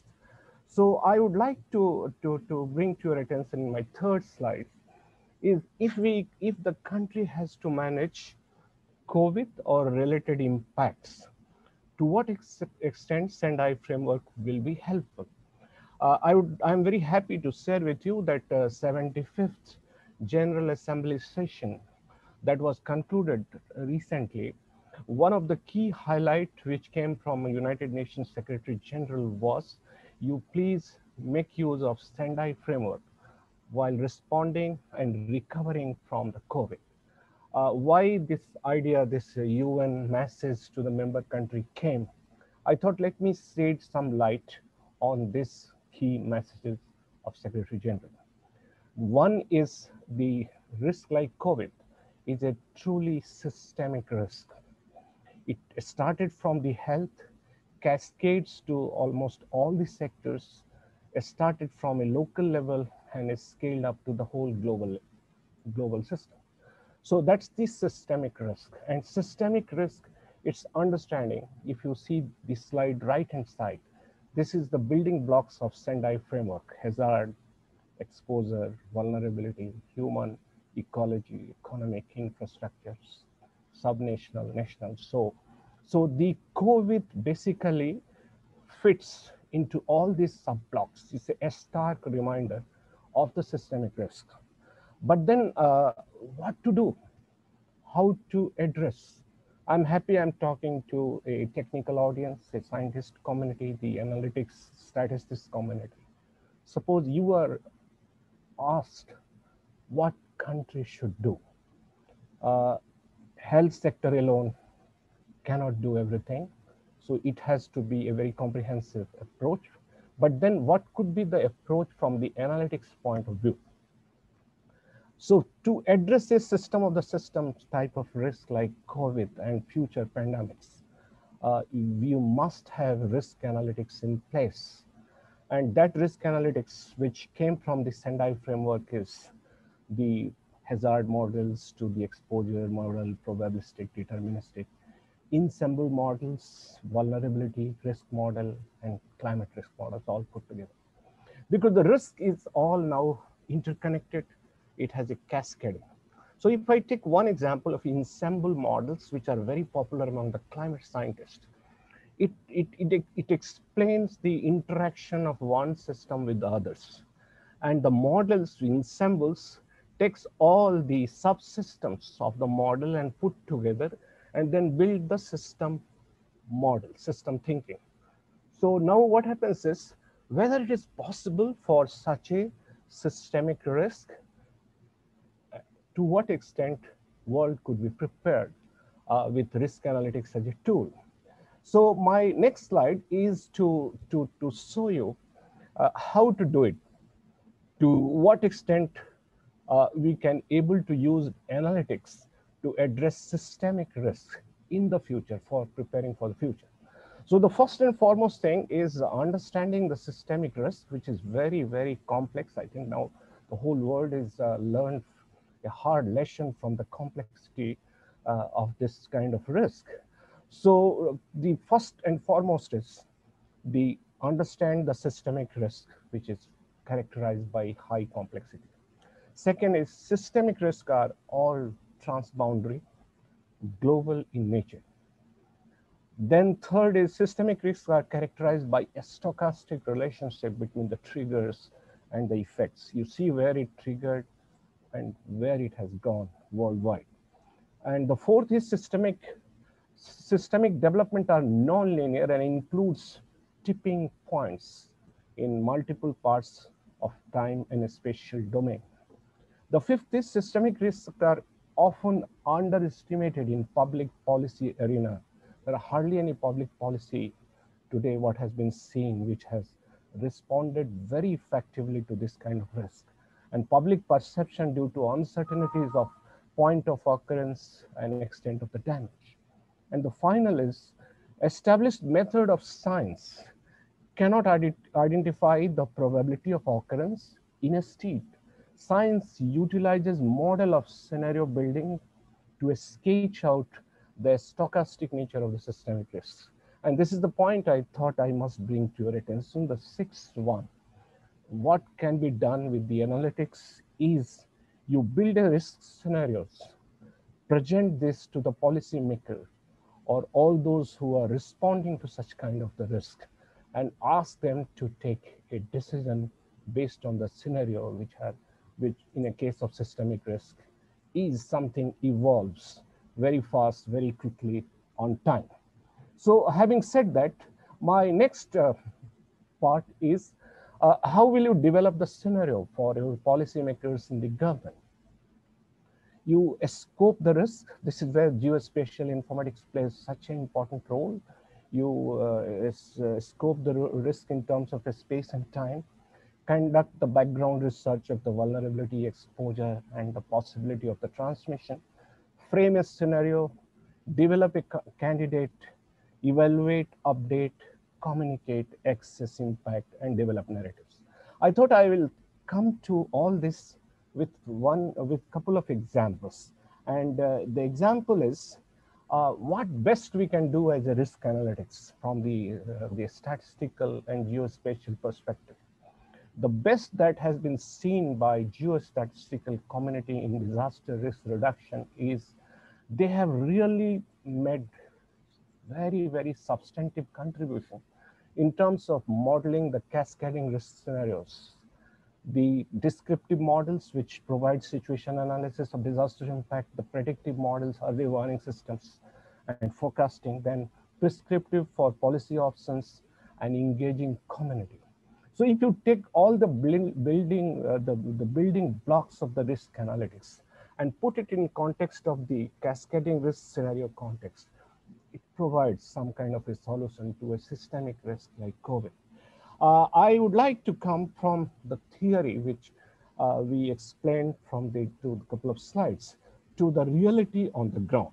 So the reality on the ground, when you see here, is the cascading risk scenario. This is what is there everywhere at this point of time in the world, including in Indonesia. The scenario one is there are already risk drivers, which poverty, inequality. You see scenario one, we have attached SDG respective to the risk drivers, which is basically poverty, inequality, population, urbanization. Then you have a scenario two, which is in natural hazards, including climate change, floods, droughts, cyclone. And then you have scenario C, which is recurring biological hazards already on the ground, vector-borne, waterborne diseases, many times get triggered with the disaster event, particularly the climate-related disaster and zoonotic disaster diseases on the ground. But then what has added the presently is scenario D, which is COVID, emerging virus, new biological hazard and risk. So the world today is experiencing the intersection of four scenarios, A, B, and C, D. And this is what exemplify the complexity, a system risk, a cascading scenario on the ground. And how will you manage this? As a analytics, what can we do? So my next slide is to show how this can be managed. So this can be managed in ESCAP when these scenarios were developing, particularly in Asia Pacific. We brought out a policy note that what governments should do because this COVID is introducing a new risk escape, a landscape of the new risk. There is already earthquake, floods, drought, typhoons, and then in the backdrop of there was a transmission of the COVID. The origin of these two risks were very, very different, but they are all colliding on the ground. So you need a geospatial information modeling of the cascading risk. We saw some examples from Indonesia before this presentation. So you have to understand this nature of the cascading risk. So intersection of pandemics with the extreme event. And then the climate resilience is the way forward for managing risk. These are some of the key policy messages which we brought out from ESCAP, the policy review. But on what basis we brought out, let me share with you in the next slide. This shows the capability of predictive analytics. Predictive analytics, you need a huge amount of data set from the simulation, close to 50%, 25 from satellite, social media, sensor, IO, Internet of Things, all put together. When you build a product, predictive models, and the example in right-hand side I would like to show is a South Asia Climate Outlook Forum. This was a seasonal forecast, a monsoon outlook from June to September. And June to September, that was also the period when the transmission of COVID was picking up in South Asia. So you see, you are going to encounter the floods or cyclone or the drought at the time when there are COVID transmission also picking up. So this is the real intersection of the two risks. We could able to locate those cities which are the hotspot, also disaster risk, as well as COVID. So this is to help countries that you have to prepare for a cascading risk on the ground. So your health system, if your disaster preparedness system, your early warning system community, your NSDI, National Spatial Geo Infrastructure, all this have to be together to address these needs. The next presentation, it shows that this is just one excellent example that cyclone Amphan in Bay of Bengal. I think this was one of the deadliest cyclone in last 25 years in Bay of Bengal. When it hit at the time when COVID was picking up in Bangladesh and in India. And you see the cyclone was predicted very precisely, well, it's 72 hours before the track were predicted. And then they were also known that these are the hotspots of the COVID in different cities, different villages. So the response agency from the health sector and disaster risk reduction sector, they worked together with the risk matrix approach to handle two intersecting risks on the ground. I would like to tell you that many of the response agency who went to evacuate people from the cyclone, they got infected by the COVID, and that numbers were quite large. So you see, when you are addressing one risk, you are impacted by the another risk. So we need a different kind of a standard operating process, SOP, in the future to manage this type of cascading risk on the ground. I would like to share with you just few more slides that in a disaster reduction, VRR community and geospatial community together, the best they can do, you heard presentation from my statistics colleagues of ISCAP. The best they can do is they can provide you some kind of a risk, some kind of a damage or impact scenario on the ground. And this is a normal example which came from AHA Center of ASEAN. And they highlight that which part of Myanmar, for example, last month, August flood, how many people were affected, which were the infrastructure available. So this is what the best we can do as a geospatial and DRR community together. You provide a detailed information. But what need to be done in the present context is something like this. This is a scenario analysis. The first one, that what we normally do, the people at risk, the community, the number of people at a high risk of the floods.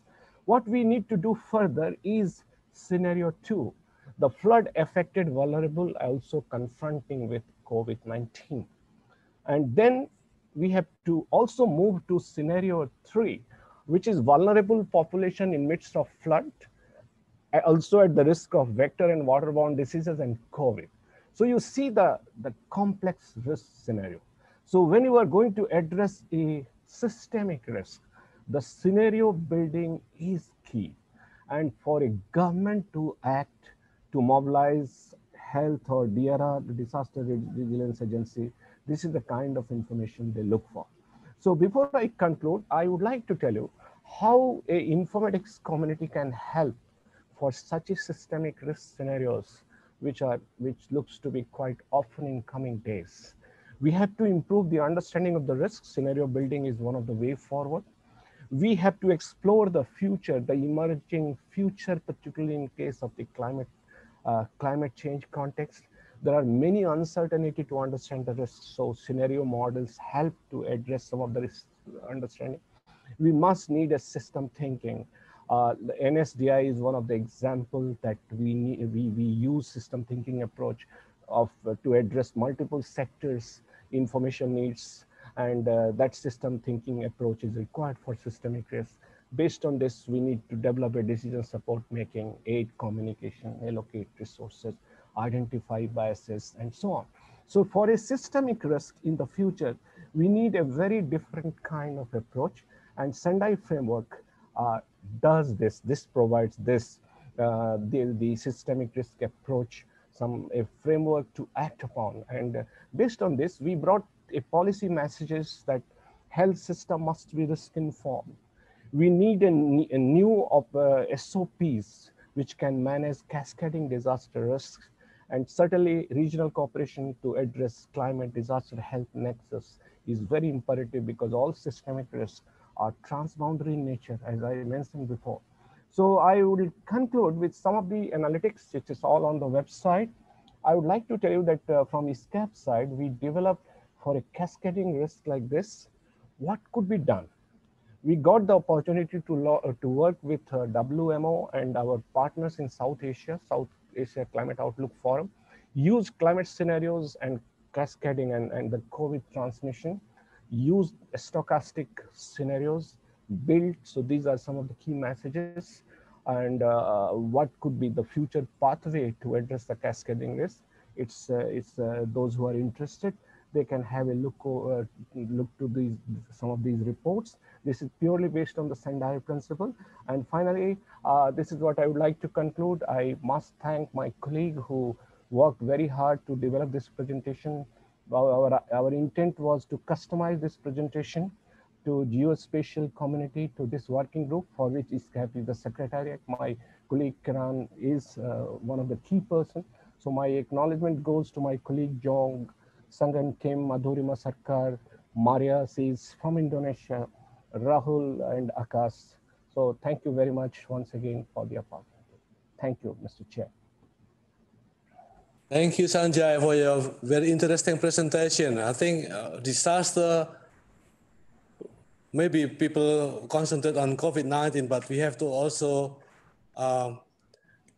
be aware of any other disaster that might hit, makes everything more complex. But building scenario is probably one of the key points that I can actually pick up from your presentation. I have one question for you.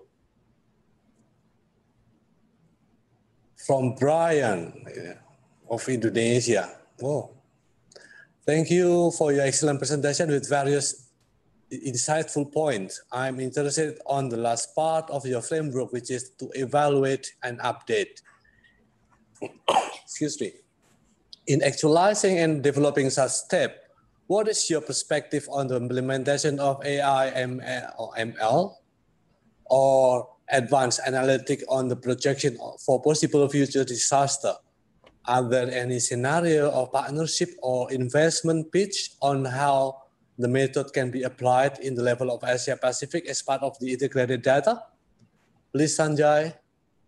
Yeah, thank you very much. And I am very happy my colleague Bran has pointed out this. Because of lack of time, I didn't cover the evaluate and update. You cannot do with a normal analytics and normal computational mechanism. You need machine learning and AI platform, because these the risk evolves very fast. It's a very complex system, and to monitor and evaluate the risk, you have a data which is coming from your mobile telephone to the satellite-based platforms. So data coming from multiple platforms and going into, you saw the system of the system approaches, different modeling framework. You must need AI. This cannot be done in absence of such a key enabling technology. I have seen the success of AI and machine learning in predicting typhoon tracks and evaluating typhoon tracks, because typhoons are predicted 72 hours before the moment the genesis is formed. And then it continuously, every 10 minutes, it gets updated. The track is moving in the same direction, or it is changing the track, whether it is coming to Indonesia or going to Philippines. So, you need a very, very regular updation mechanism, because these are a very non-linear parameters. And if you have a system like AI and machine learning in place, and these are part of your mechanism to address the systemic risk, and that's the way forward. So I am very happy my colleagues pointed out something which I could not explain much. All these analytics, whether it is a predictive, whether it is a discursive, descriptives, which are key for scenario building, are all, many of them, in a case of systemic risk, are AI and machine learning driven. So we cannot think of addressing systemic risk if we don't have this kind of a high-end technology. Thank you. Thank you, Sanjay. I think the other question can be directed to our link, and so we can pass it on to you later on after the seminar, Sanjay. Thank you. And thank you again. Now we come to the next presenter, Dr. Kavit from Indonesia. Please be ready, and yes. Time is yours. Thank you. Thank you, Pak Anton. Bismillahirrahmanirrahim. Assalamualaikum warahmatullahi wabarakatuh.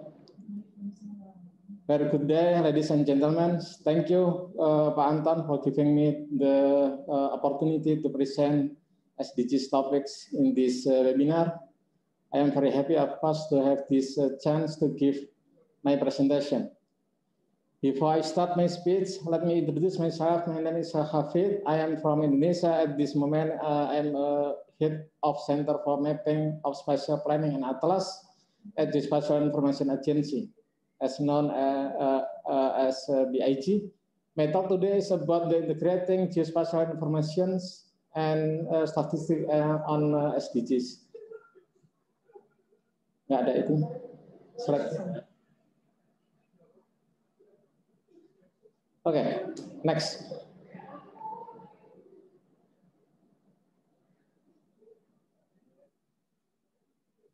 Before delivering the overall presentations, I would like to explain a little bit about the SDGs, which are also adopted by Indonesia. Sustainable Development Goals, SDGs, are global actions plan agreed upon by world leaders, including Indonesia, of course, to end poverty, reduce inequality, protect the environment, etc. The SDGs contain 17 goals and 169 targets we elaborate into 319 indicators that are expected to be achieved by 2030. On the other hand, with the adoption of the 2030 agenda, UN member states pledge to ensure no one will be left behind and to strive to reach the farthest behind us.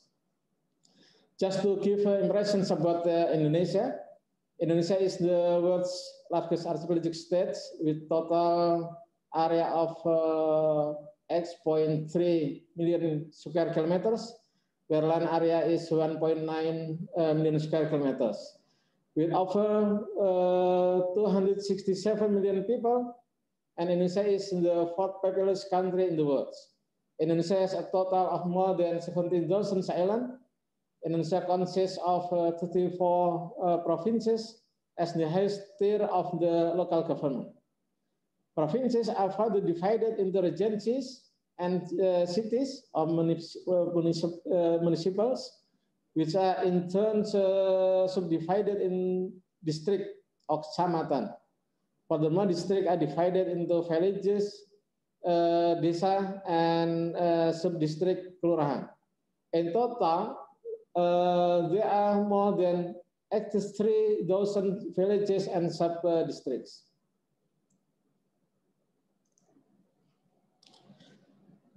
There are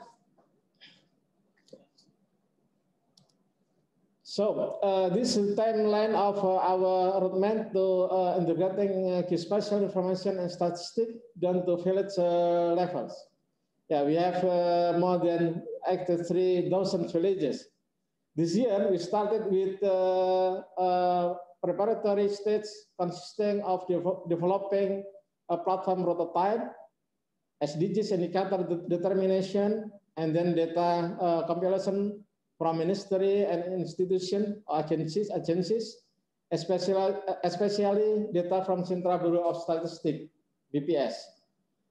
Next year, we will focus on coordinating with stakeholders, namely to review work by expert group and other organizations, evaluation of data availability and compilation, and evaluation of data at the village level in cooperation with local government. As we can see on the slide, then the main activities are to handle data, how to collect the data, evaluate them, and further to integrate for publications. Next. Due to time constraint, I will try to explain briefly this slide. This is the prototype of the platform designs. We see that the central part of this design is the Indonesia One Data Portal. From this portal, Indonesia SDGs dashboard will consume data. Information regarding the progress of the SDGs implementations and the village level, at the village level, is also carried out by some consuming data from this portal. Where do these portals get their data from? Data is supplied from all ministry and agencies as well as local government. They are in SDI, INA Spatial Data Infrastructure, or INA Geo portal, and also the statistic portal will be integrated in this national data portal. And from this portal, we can also make information system for villages correlated to SDGs. Next. Indonesia SDGs dashboard. This is a dashboard that developed by SDGs Secretariat.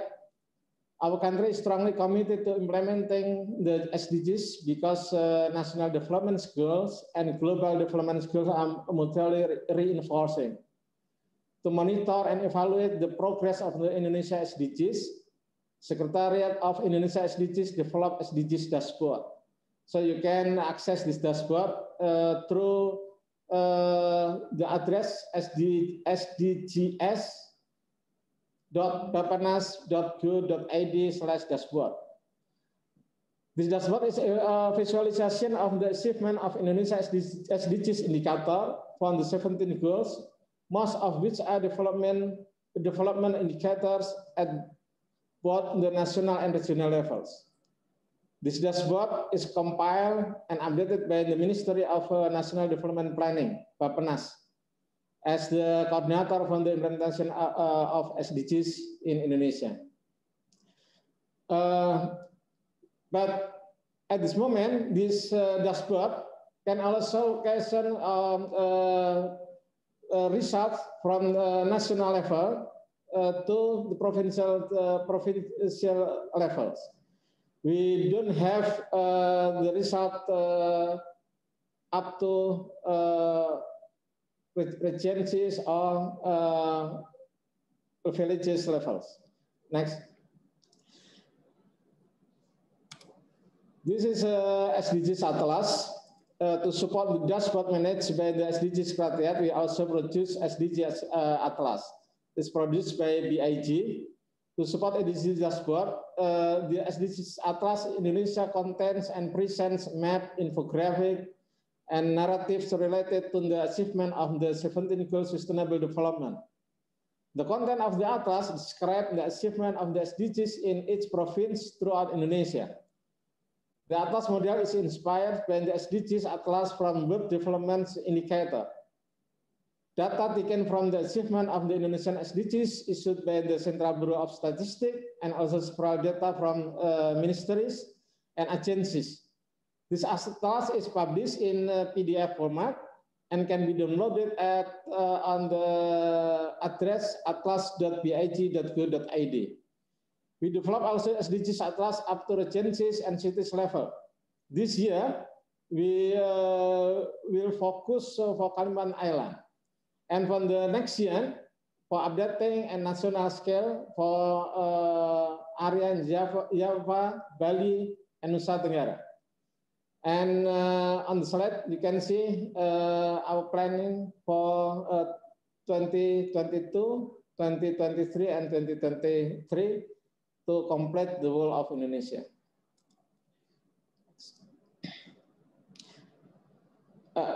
This data collection scenario, data collection and compilation, as I said before, the main problem is data availability, especially at the village level. In order to get the data down to village level, we use potensi desa on the known as PODES. That is village potential statistics surveyed by BPS. The advantage of using PODES data is that it covers the whole of Indonesia. The village potential statistics PODES dataset provide information about village characteristics for all of Indonesia.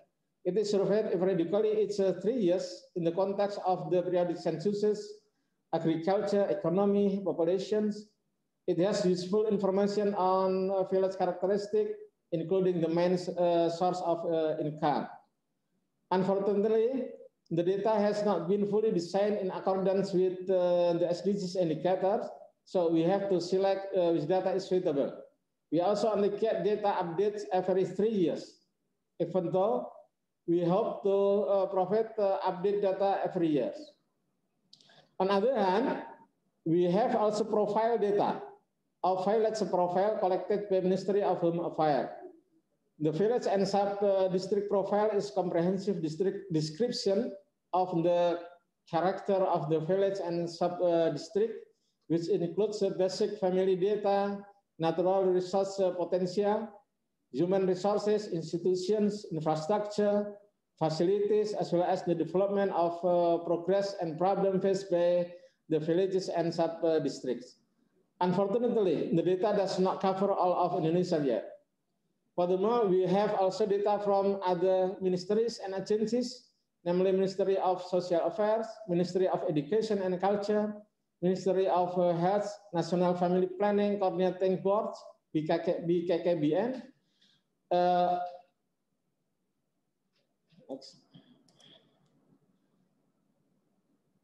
Yes, this slide shows the result of the integrating geospatial information and statistics on villages level. On the left side, the map on the left side shows data on the indicator of suicide at the village level. if this data is present at the provincial level, then we do not know exactly where it happened. So it can't be handled properly. The second map from the left is a map of the distribution of medical personnel to the village level, so that the decision makers can see which villages do not have medical personnel or are still lacking. And the other maps is the map and is electrification ratio map, and the right side map is internet and mobile phone users. Next. How to determine SDGs indicators based on the data? The determination of SDGs indicator at the villages level is intended to identify SDGs indicator that can be applied at the village level, because not all SDGs indicator can be represented at the village level. Meanwhile, the identification results are shown in this slide, namely the social status map, family planning status map, public primary school distribution map. These statistical data are integrated into large-scale map, so that we can see not only where it is, but also the correlation between data with infrastructure, boundaries, and so on. The SDGs contain 17 goals and 169 targets. We elaborate into 319 indicators that are expected to be achieved by 2030. At this preparation stage, we have succeeded in collecting and mapping the following data and information. For SDGs goal number 1, no poverty, we have map for data, percentage of national population, percentage of men, women, and children, a number of households receiving cash assistance, and so on. You can see on the slide, we have data for goals number 1, 3, 4, 5, 7, 9, 15, and 17. But of course, for 319 indicators, we need more data from ministries and other agencies. Next. Yeah, finally, for next year, we are focusing for coordination. I would like to close my thoughts. This presentation is just our preparation stage on the integrating geospatial information and statistics on SDGs. The biggest problem is data availability. We need accurate, actual, complete, and accountable data. Obtaining the required data is not always easy. Sometimes the road is winding due to coordination problems between ministries and institutions in Indonesia. But we can still hope, because we are currently also implementing Indonesian One Data policy with the aim of obtaining accurate, actual, complete, and accountable data, and easily accessible and shared so as to enable us to integrate geospatial information and statistics to achieve the success of our sustainable development goal. This policy regulates the standard and the ease of access to geospatial information, statistics, and also other data. That's all for today. Thank you for your attention. Assalamualaikum. Thank you, Dr. Hafid, for your very interesting presentation and challenging. Now we are come to the question. I wouldn't want to ask the question because he's also one of my colleagues here in our agency. How to integrate spatial data SCI and one map policy, one map data in one database, coming from Sakti of Indonesia. Please answer. Thank you very much. Yes, in the framework of implementing Satu Data Indonesia, one data policy, we sternly coordinate a lot, not only with the statistic data, but also the other data, big data, financial data, and so on. And we have to make standard, national standard for each data that the data will be integrated together. So the key is how we prepare and make a regulation about the standard of data. And so you can make integrations between data. Thank you. Okay, there is another question. How about collaboration with Central Bureau of Statistics Indonesia? Wow, that's... Yeah, so mostly about the collaboration, coordination is not the easy thing to do. Also to make coordinations with Statistics Bureau, Central Statistics Bureau. We have, of course, in close coordination with them, especially in the frame for one data policy, because we have a forum, a data forum, a national data forum that we can communicate not only BIG and Central Statistics Bureau, but also other with the ministries and other agencies. Thank you. Another question, Dr. Kafid. Oh, that? Okay, oh, finish.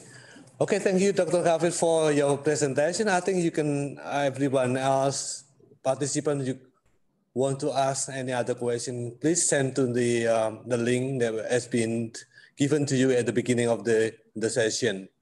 Thank you very much. And now we come to the next presenter, Mrs. Kandastri Limpakom from Thailand. Please, time is yours. Thank you. Thank you, Mr. and good day, everyone.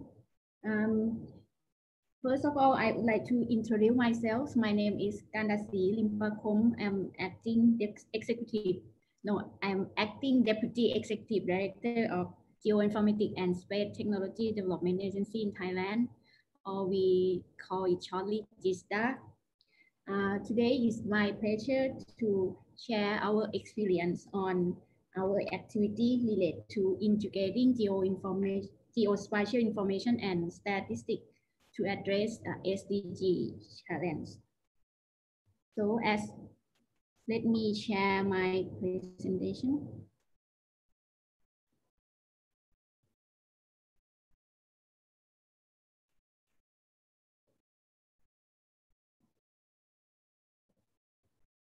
Okay, so as we all know that statistics is increasingly need to be understood within the context of location, and integrated geoinformation and statistical information offer significant opportunity to maximize the utility of data collected for statistical purpose.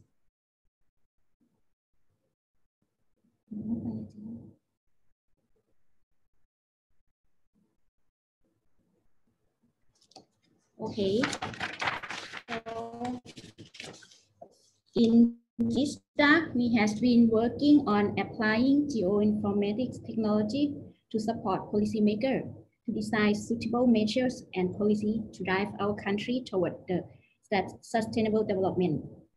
When it comes to decision, we realize that just only the knowledge of the place from geospatial information alone is not enough. So to make a better and suitable decision, we need knowledge of people over the area from socio-economic information as well. On the other hand, the socio-economic information without location cannot be used to design policy to address the challenge in different areas that has the different problems and characteristics. What we are trying to do is to produce insightful information or what we call actionable intelligence from both spatial and socio-economic data to support evidence-based policy making. So I would like to share the case that we have been doing in Thailand. This case is we are working on deforestation in the northern province of Thailand, where forest was turned into cash crop. So the aim of this project is to do the reforest back at least 90% of what it has been previously. Why we are aiming that allowing people in the area to do agroforest in the area, to giving them, we giving them the right to use the land but not own it. The principle is that if the people in the land have the sufficient income for their living, so we think it will stop them from encroach the forest. So the rate of deforestation will be decreased. This is the aim of this project. For what we're doing is just we gathering, integrating all the information that we need over the land parcel by using the socio-economic data and also the physical data from Geospatial.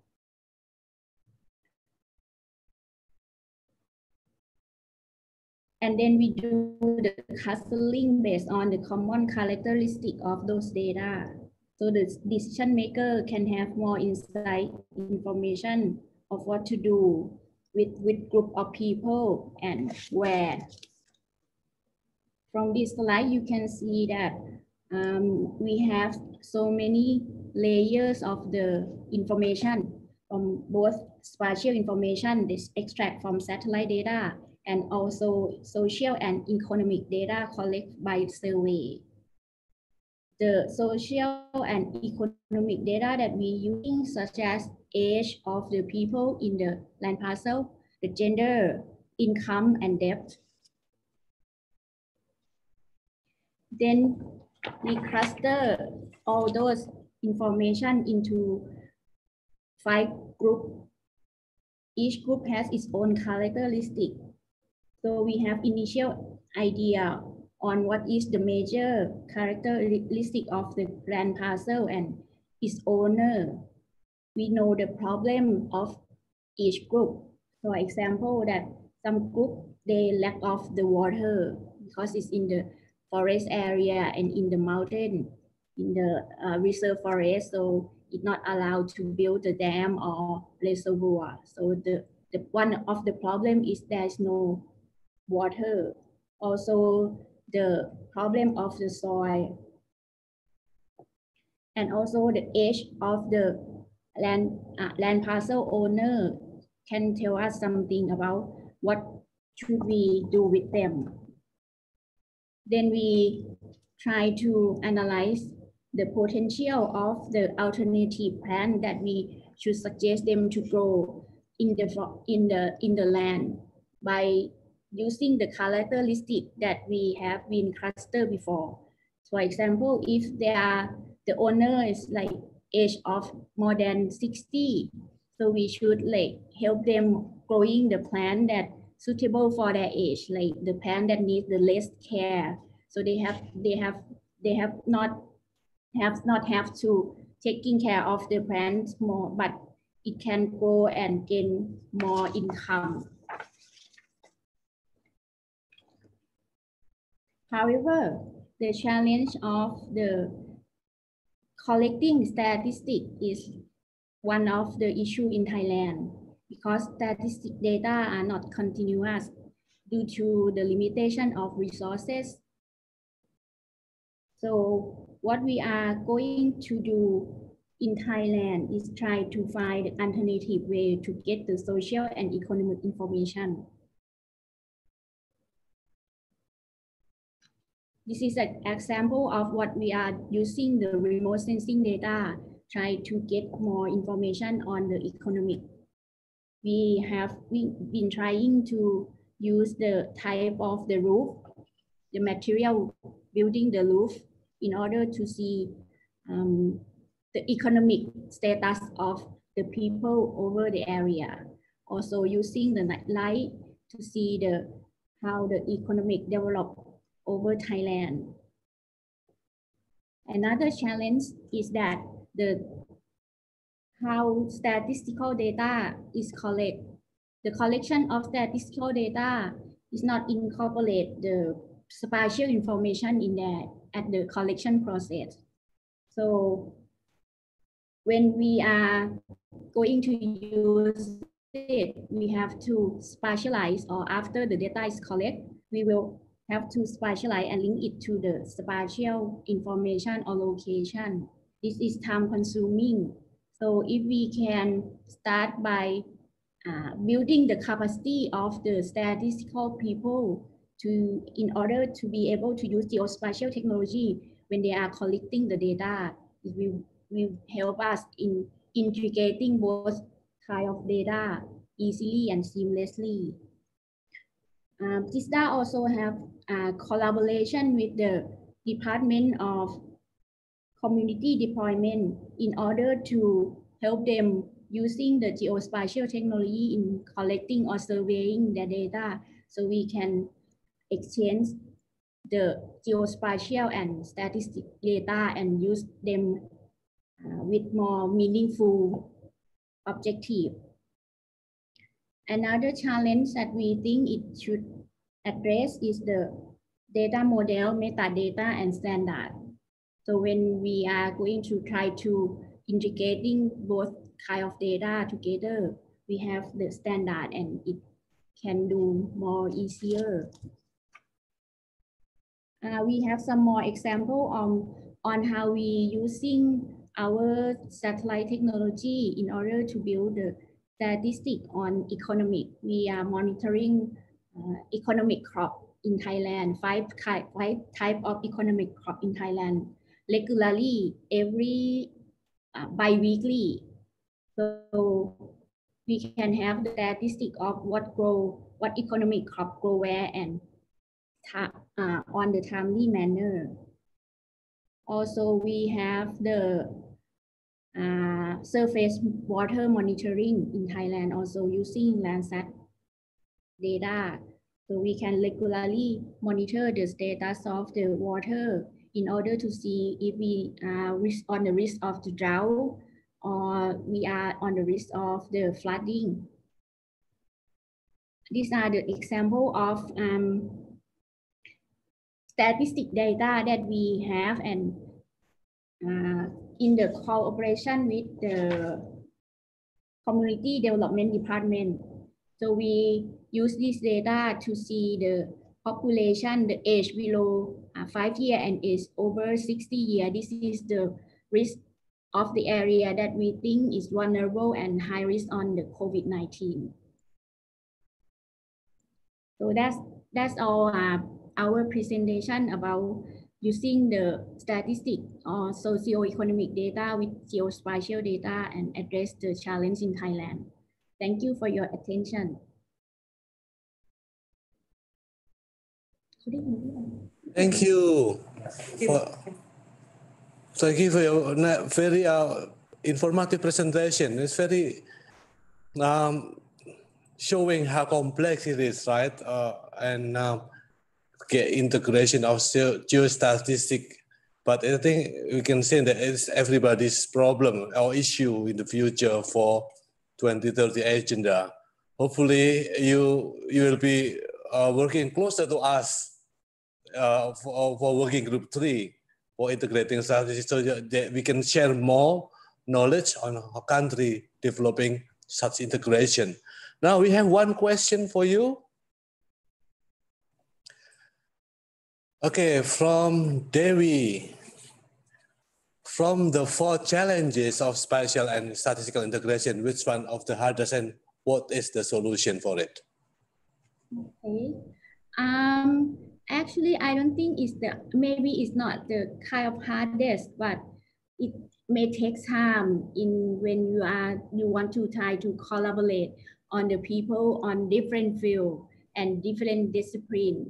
it may have, we have to take time in order to understand each other. I mean, when we are collaborate or cooperate with the community development department, it takes like maybe years before they understand our technology and can be using it to apply for their work on the survey.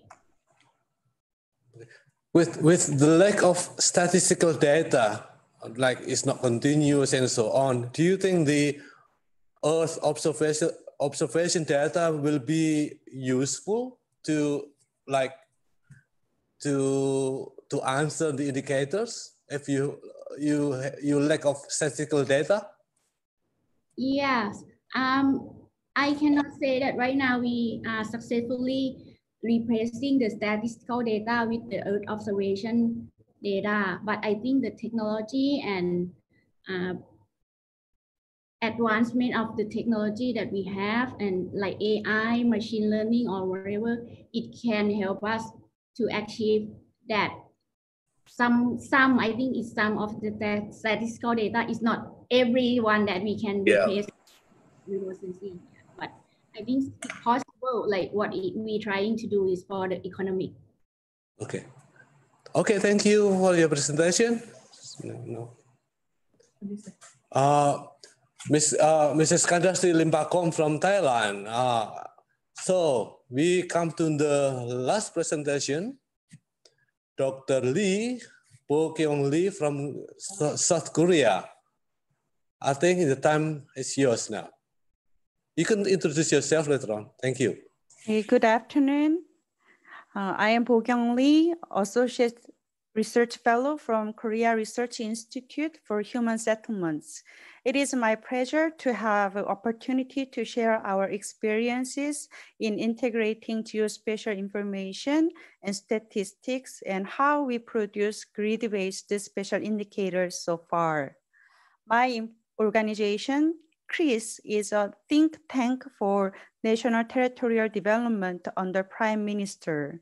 We co-work with many government ministries about national territorial development, and our team has co-conducted with the National Geographic Information Institute for National Territorial Survey so far. Today, on behalf of the National Geographic Information Institute and our research team at QGIS, I am going to introduce how we have developed grid-based spatial indicators by integrating geospatial information and statistics so far.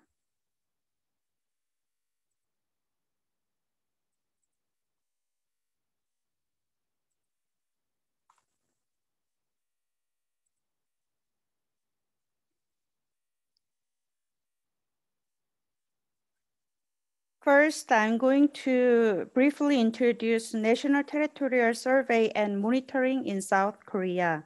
This is because spatial indicators are the results of the territorial survey and they play important roles in territorial monitoring. Korean National Territorial Survey aims integrating geospatial information and statistics to provide fundamental data set for spatial planning and policy development. National Territorial Survey conducted by National Geographic Information Institute is legally supported by the Framework Act on the National Land, Article 25. For years, my organization, QGIS, has co-conducted researches to advance territorial surveys, such as developing grid-based spatial indicators. The National Territorial Survey has evolved with the paradigm shift in national territorial policies, and now this survey aims to support smart national land innovation and inclusive growth. In early 2020, the reformed law, which enables territorial monitoring using territorial survey data, was executed. And the National Territorial Survey plays a big role in territorial monitoring.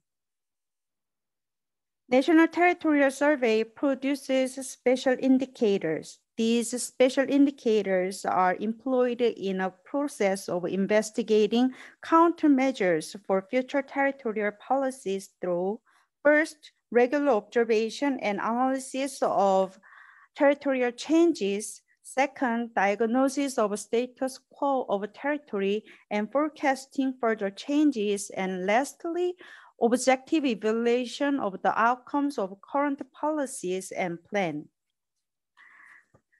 So for instance, the special indicators from National Territorial Survey plays important role in territorial monitoring since the related law was reformed in early this year. This figure presents a framework of national territorial monitoring. The purpose of national territorial monitoring is to observe the status quo and changes of the land and also check the policy outcomes. The special indicators are used to measure them quantitatively, and it can give feedback for future policy design.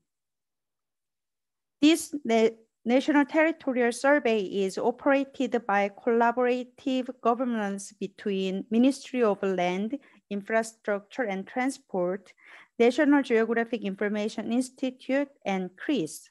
For years, NGII and CRIS developed the special indicators based on demands from various stakeholders. One of the biggest advantages and features of National Territorial Survey is production of grid-based special indicators. This is a brief method of integration of geospatial information and statistics in National Territorial Survey to produce grid-based special indicators. We do geocode attributes of humanities, social, nature, and individual activities on real world using address system and aggregate them into standardized grid system. I will explain how we produce grid-based special indicators with an example of population and building statistics. First, Ministry of Interior and Safety collects all Korean populations' birth year, gender, and address. We'll retrieve this population data from the Population Registry Information System. Then we plot all populations on the map after converting the individual's address to geometric information by using road name address information system. Finally, we process those point data into grid-based population statistics. The grid-based building statistics are produced in similar manner. The information of every building is retrieved from Architecture Information System and geocode them based on road name address information system too. So these are examples of how we use grid-based special indicators to monitor the territorial changes. Using grid-based special indicators of population, we can diagnose the depopulated areas at micro level, for instance, 500 meter grid unit for all territory. Left map shows areas having less than 5 population, and right map shows population declining over 3 years in Seoul and Busan, Korea. We produce not only special indicators for population and buildings, but also indicators for accessibility to basic living infrastructure facilities by spatial analysis. One of major statistics is accessibility to basic living infrastructure such as preschool, library, and hospital. We measure the spatial proximity from each grid, 500 meter grid, to the closest facility based on the road network in Korea. With the grid-based accessibility indicators, we can analyze living environment at micro level. For instance, in 2018, average accessibility to preschool in South Korea turns out 5.31 kilometers. We can aggregate grid level statistics into administrative units and compare the quality of life among the cities. By merging accessibility indicators and population indicators based on standardized grid system, we can analyze how many infant children can easily access to the preschool. For instance, almost 90% of infants are living within 750 meters to preschool in 2018. Now I will introduce how we put efforts to diffuse the use of special indicators in various fields. For the last 3 years, using the results of a territorial survey, we have published territorial monitoring reports with maps and various infographics. NGII also visualizes the result of a territorial survey on its website and provides data download service. Furthermore, the special indicators are used to monitor the progress and outcomes of national policies. For example, the indicators related to accessibility to urban greenery is selected as one of KSDG's indicators. South Korea developed own national sustainable development goals called KSDGs. Based on UN SDGs, KSDGs try to consider national needs, public demand, and level of development of Korea, as well as its economic, social, and environmental circumstance. Among the KSDGs, the goal 11.7 focuses on accessibility to urban greenery for all. Therefore, the ratio of population within a service area of urban greenery, which is one of the special indicators from National Territorial Survey, was selected to monitor them. Moreover, the results of the National Territorial Survey have been used to monitor the progress of regional development plans. Since grid-based special indicators show the changes of population, buildings, and living environment at micro level, they are useful to check the progress of a regional development plan and its outcomes. To reach sustainable development in Korea, National Territorial Survey is used for tool to monitor national land and its changes. We produce special indicators for National Territorial Survey, and they are used to diagnose status quo and issues of the land and to monitor performances and outcomes of related policies. With the proposed special indicators, we also promote their uses by publishing territorial monitoring report and evaluating sustainability and quality of lives. Thank you very much for your attention, and please feel free to contact our research team if you have any further questions. Yeah. Thank you, Dr. Lee, for your interesting, inspiring presentation. Actually, I just didn't say anything from the beginning. Wow. That's why it's good for you guys from Korea to be one of the vice chair. Right? Okay, we have 2 questions so far. Okay, one is from Putra to Dr. Lee. I would like to know what is the role of the private sectors in the Korean National Territory Surveys? Is there any benefit for them? Can you just the second question also? And the second question is from Supriyadi Agus, Supriyadi from Indonesia also. So I want to ask about our sustainable development goals in period to 2010-2030, the MDGs, was it? So many targets achievement in 2030. There are 70 goals. I'm interested to ask about environment issue. One of them is climate action. How far we optimize, how far are we optimistic to decrease carbon dioxide in 2030, right? And how that to effectively action to decrease it. I think you understand the sentence, Dr. Lee. Okay, time is yours. Thank you. Yeah. Thanks for the questions. So I will answer the first one. In fact, we produce the special indicators, but as we introduce the how we, I will share my. I explained how we produce spatial accessibility to basic living infrastructure, and we use a road network, and actually we co-work with private sectors as we use a navigation roadmap.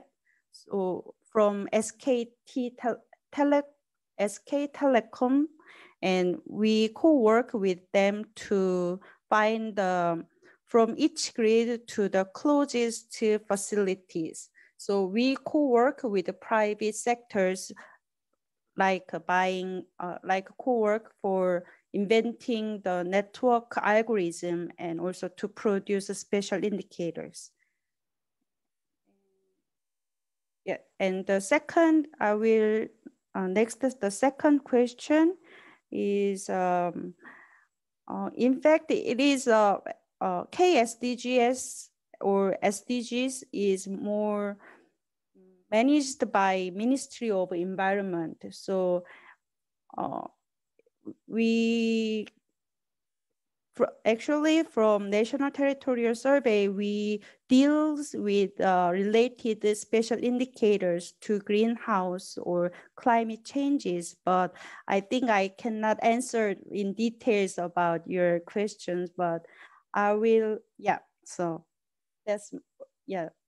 So if you have any further questions, and please contact to my email to our research team, then I think I can find more in details. Thank you very much. Thank you, Dr. Lee. I think you can actually give a written answer later on. So if you don't, because not easy, one person answering 17 goals, right? So because it's collectively taken from ministries. I think that's conclude our presentation for today. Thank you very much, Dr. Lee and all the others. We have Ayo, Hitoori, Payama, Lin, Sanjay, Kavit, Kandastri, Dr. Lee. Thank you very much for all your kind presentation, who spare time for 3 hours today. Hopefully it will be all be shared or will be able to be used by other nations actually. So the term "no one left behind" can be achieved in 2030. Now, with coming to final stage, concluding, closing, we have invited ESCAP, Mr. Karan Wang, to actually conclude this agenda meeting with some message from United Nations GGIM Asia Pacific Secretariat. Please, Kiran and Tae-Yung Kim, time is yours. Thank you.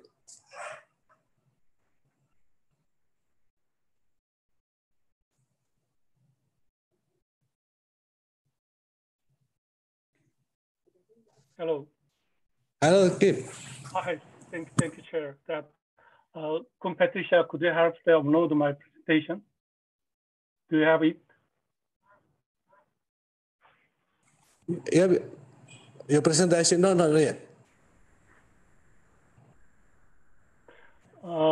Chair said I have a presentation, but I don't know how to upload this. John is not familiar with me.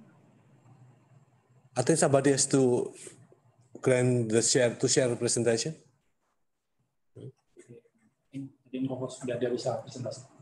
I think. Please wait a moment. I will share your presentation. Thank you very much.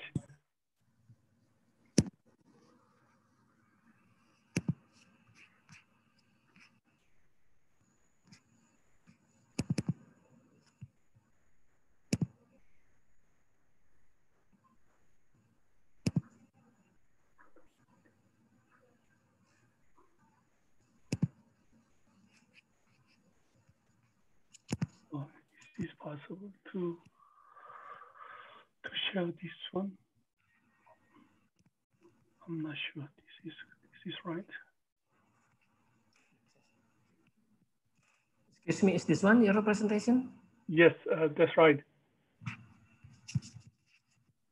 Thank you, Chair, that giving the opportunity to make the presentation. As I'm the last one, I try to make my presentation short. We listened about many good presentations from the countries. Yeah? So I try to make a presentation on the regional perspective, how we are sharing the geospatial information together better. I don't have the clear solution for how we are strengthening the regional cooperation platform, but this presentation is designed to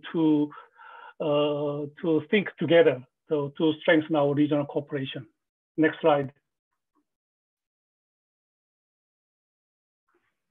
Should I move? Next slide, please. Somebody. Then next slide. Please wait, there are some delay in my.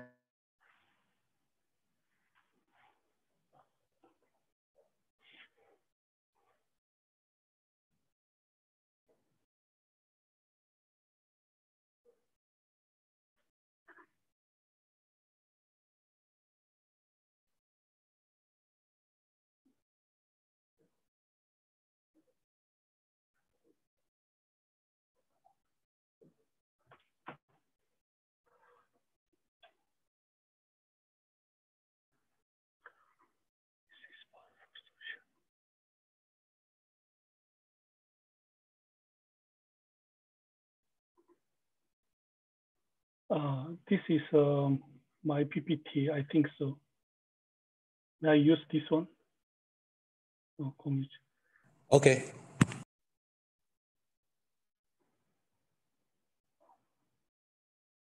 Okay, is that not that one? I don't know. Yes. Okay. That is that in November 2018, the SCAP became the permanent secretary of the UNGGIAM AP. So since that is our director and the other colleagues keep considering how to support the UNGGIAM AP member countries. For example, SCAP is mobilized one project in 2019 to support the member state. Anyways, the final goal is that SCAP aiming to strengthen the regional cooperative platform. What is a platform? I keep thinking about what is a regional platform? What does it mean, platform? Maybe we can get some lessons from the Tesla or Apple, that because they are building their own platform. For example, Tesla is making Model 3 and sell it, and they get the data from sold Tesla cars and then make again the update the software for autopilot, and then sell the better car and the better pilot system. My point is that Tesla is keep providing new product and new value to customers. It could be the same. Whatever the platform, regional platform should provide good services, values to the member countries. That's why we can survive. This platform can survive. For example, Tesla is what is a component of the key component of the platform. There is the OS, operating system, and infrastructure device, data, architecture, vehicle processor, such as the mobile chips and capacity and financing. So we are thinking to how to promote the Asia Pacific Geospatial Information Platform. That means it's a little bit long-term process. That, for example, that first phase is from 2020 to 2022. We are making some regional agreement, and then UNGGIAM AP Geospatial Sampling Center. Excuse me, I think your slide is not moving. Not moving. I'm moving here, but okay. I don't know. Is that moving from here, but it's not from your side. I don't know. So what is that? Okay. I don't know. So I don't know, Chair, what to do that. It should be. Excuse me, let me help you again. Let's try.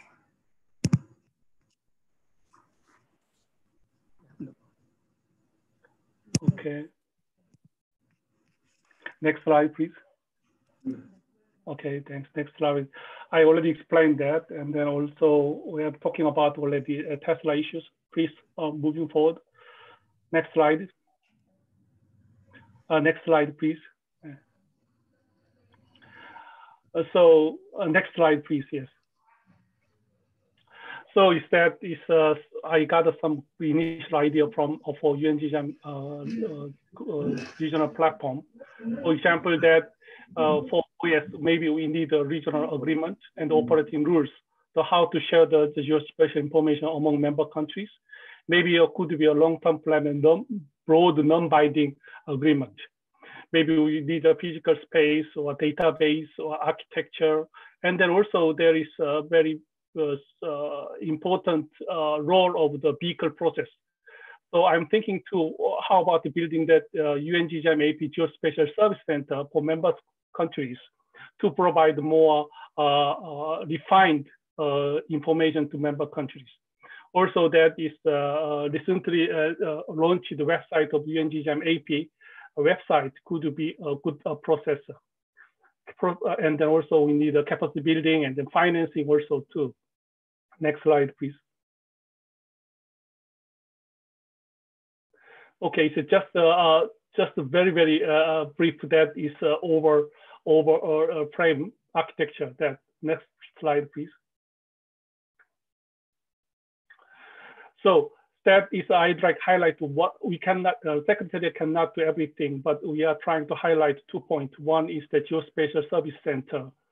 That this is very concept idea. That is the main objective is to provide the practical service to member states, for example, advice service and geospatial products such as digital map and COVID-19 status and patterns, and also to provide capacity building.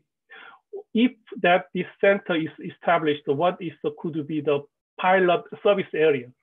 That these 6 areas came from the Asia-Pacific Plan of Action on Space Application, which is adopted in 2018 by the ministers in the Asia-Pacific region.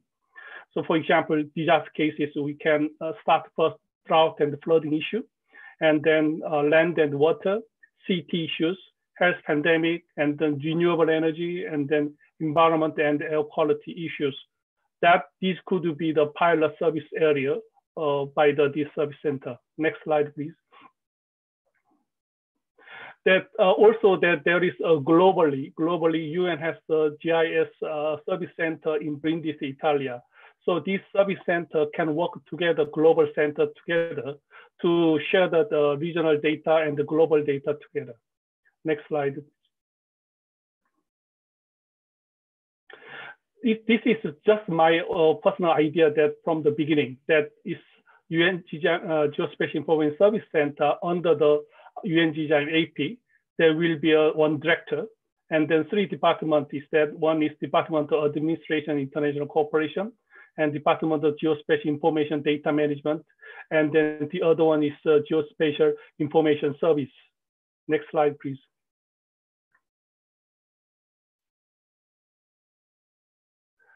To build the Geospatial Service Center could be a long-term plan. For example, first page from 2020 to 22, it could be a preparation process. We are planning to present one concept idea note to the 9th plenary meeting. And then if the member countries support this idea, we'll open the floor to invite member country who expressed this interest in hosting the center in 2021. And then after that is ESCAP, and then this potential country make the detailed action plan and present this plan to at the 10th plenary meeting 2021. Also, we could submit this plan to the 4th Ministerial Conference on Space Application for Sustainable Development, which is supposed to be held in Bali 2022. And then test run and the service. And the second page that from 2023 to 2026, really we are secure the office space and the budget of the center in cooperation with the hosting country, and then start to provide good geospatial information service, product, and capacity building to member states. And the third stage will be from 2027 to 2030. It could be a full operation phase. Next slide, please. Okay, up to now, that is about service center. But additionally, I wanted to highlight that we might need a regional agreement. As far as I know, I couldn't find any regional agreement on sharing the geospatial information among countries. So why don't we start to make some regional agreement non-binding and very broad?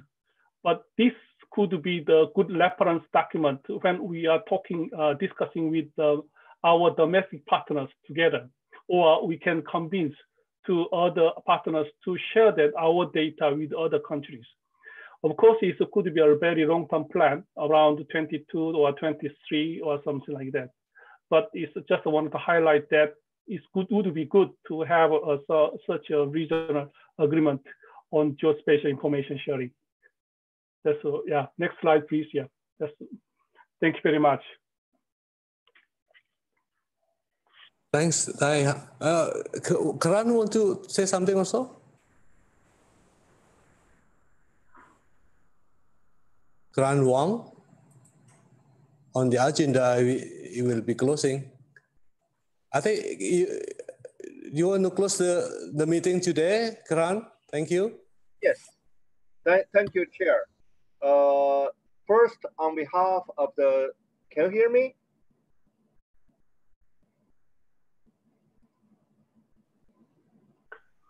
Karan, we can hear you, yeah.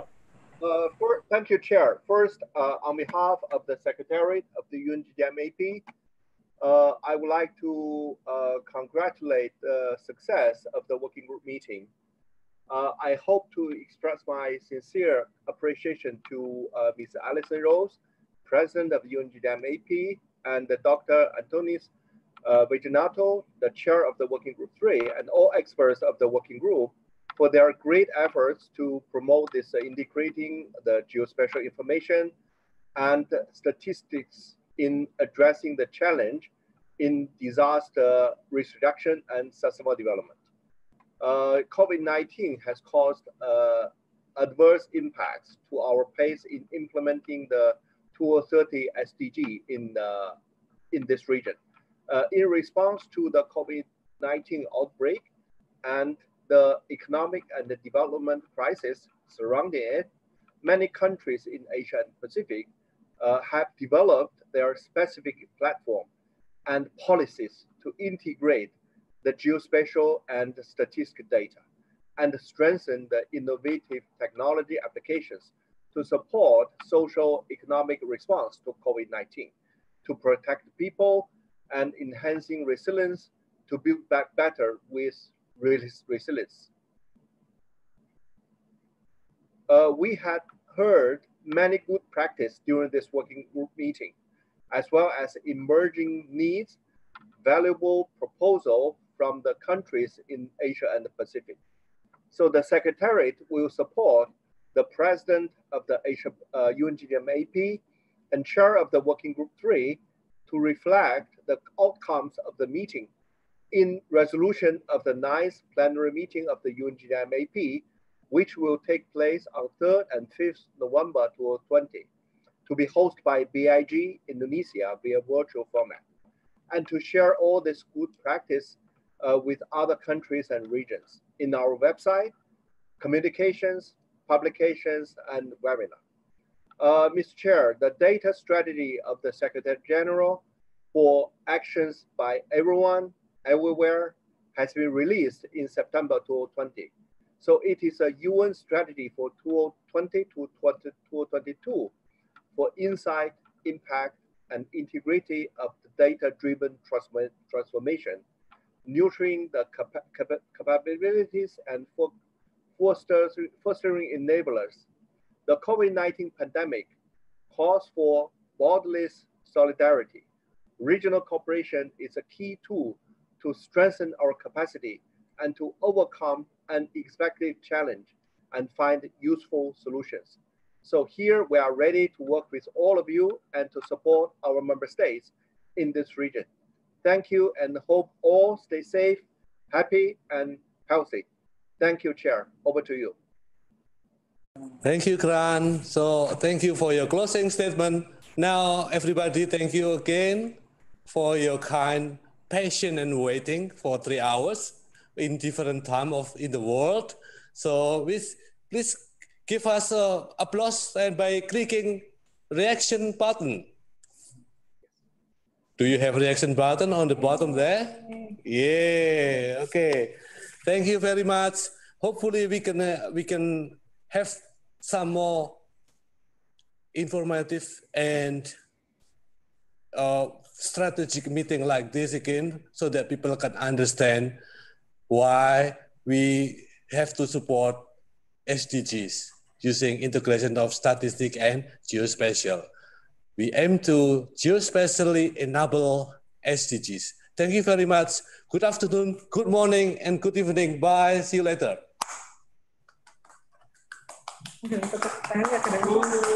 Nyalain aja mikrofonnya biar kedengeran. You can phone everybody, say something.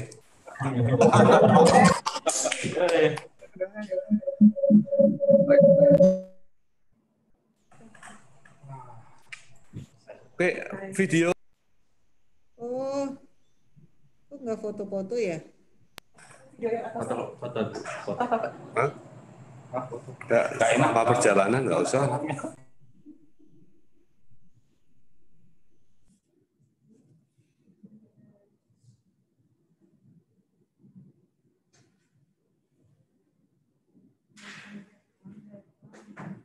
Pulang. Nanti staff bisa lintas koordinator, bisa. Hah? Oh.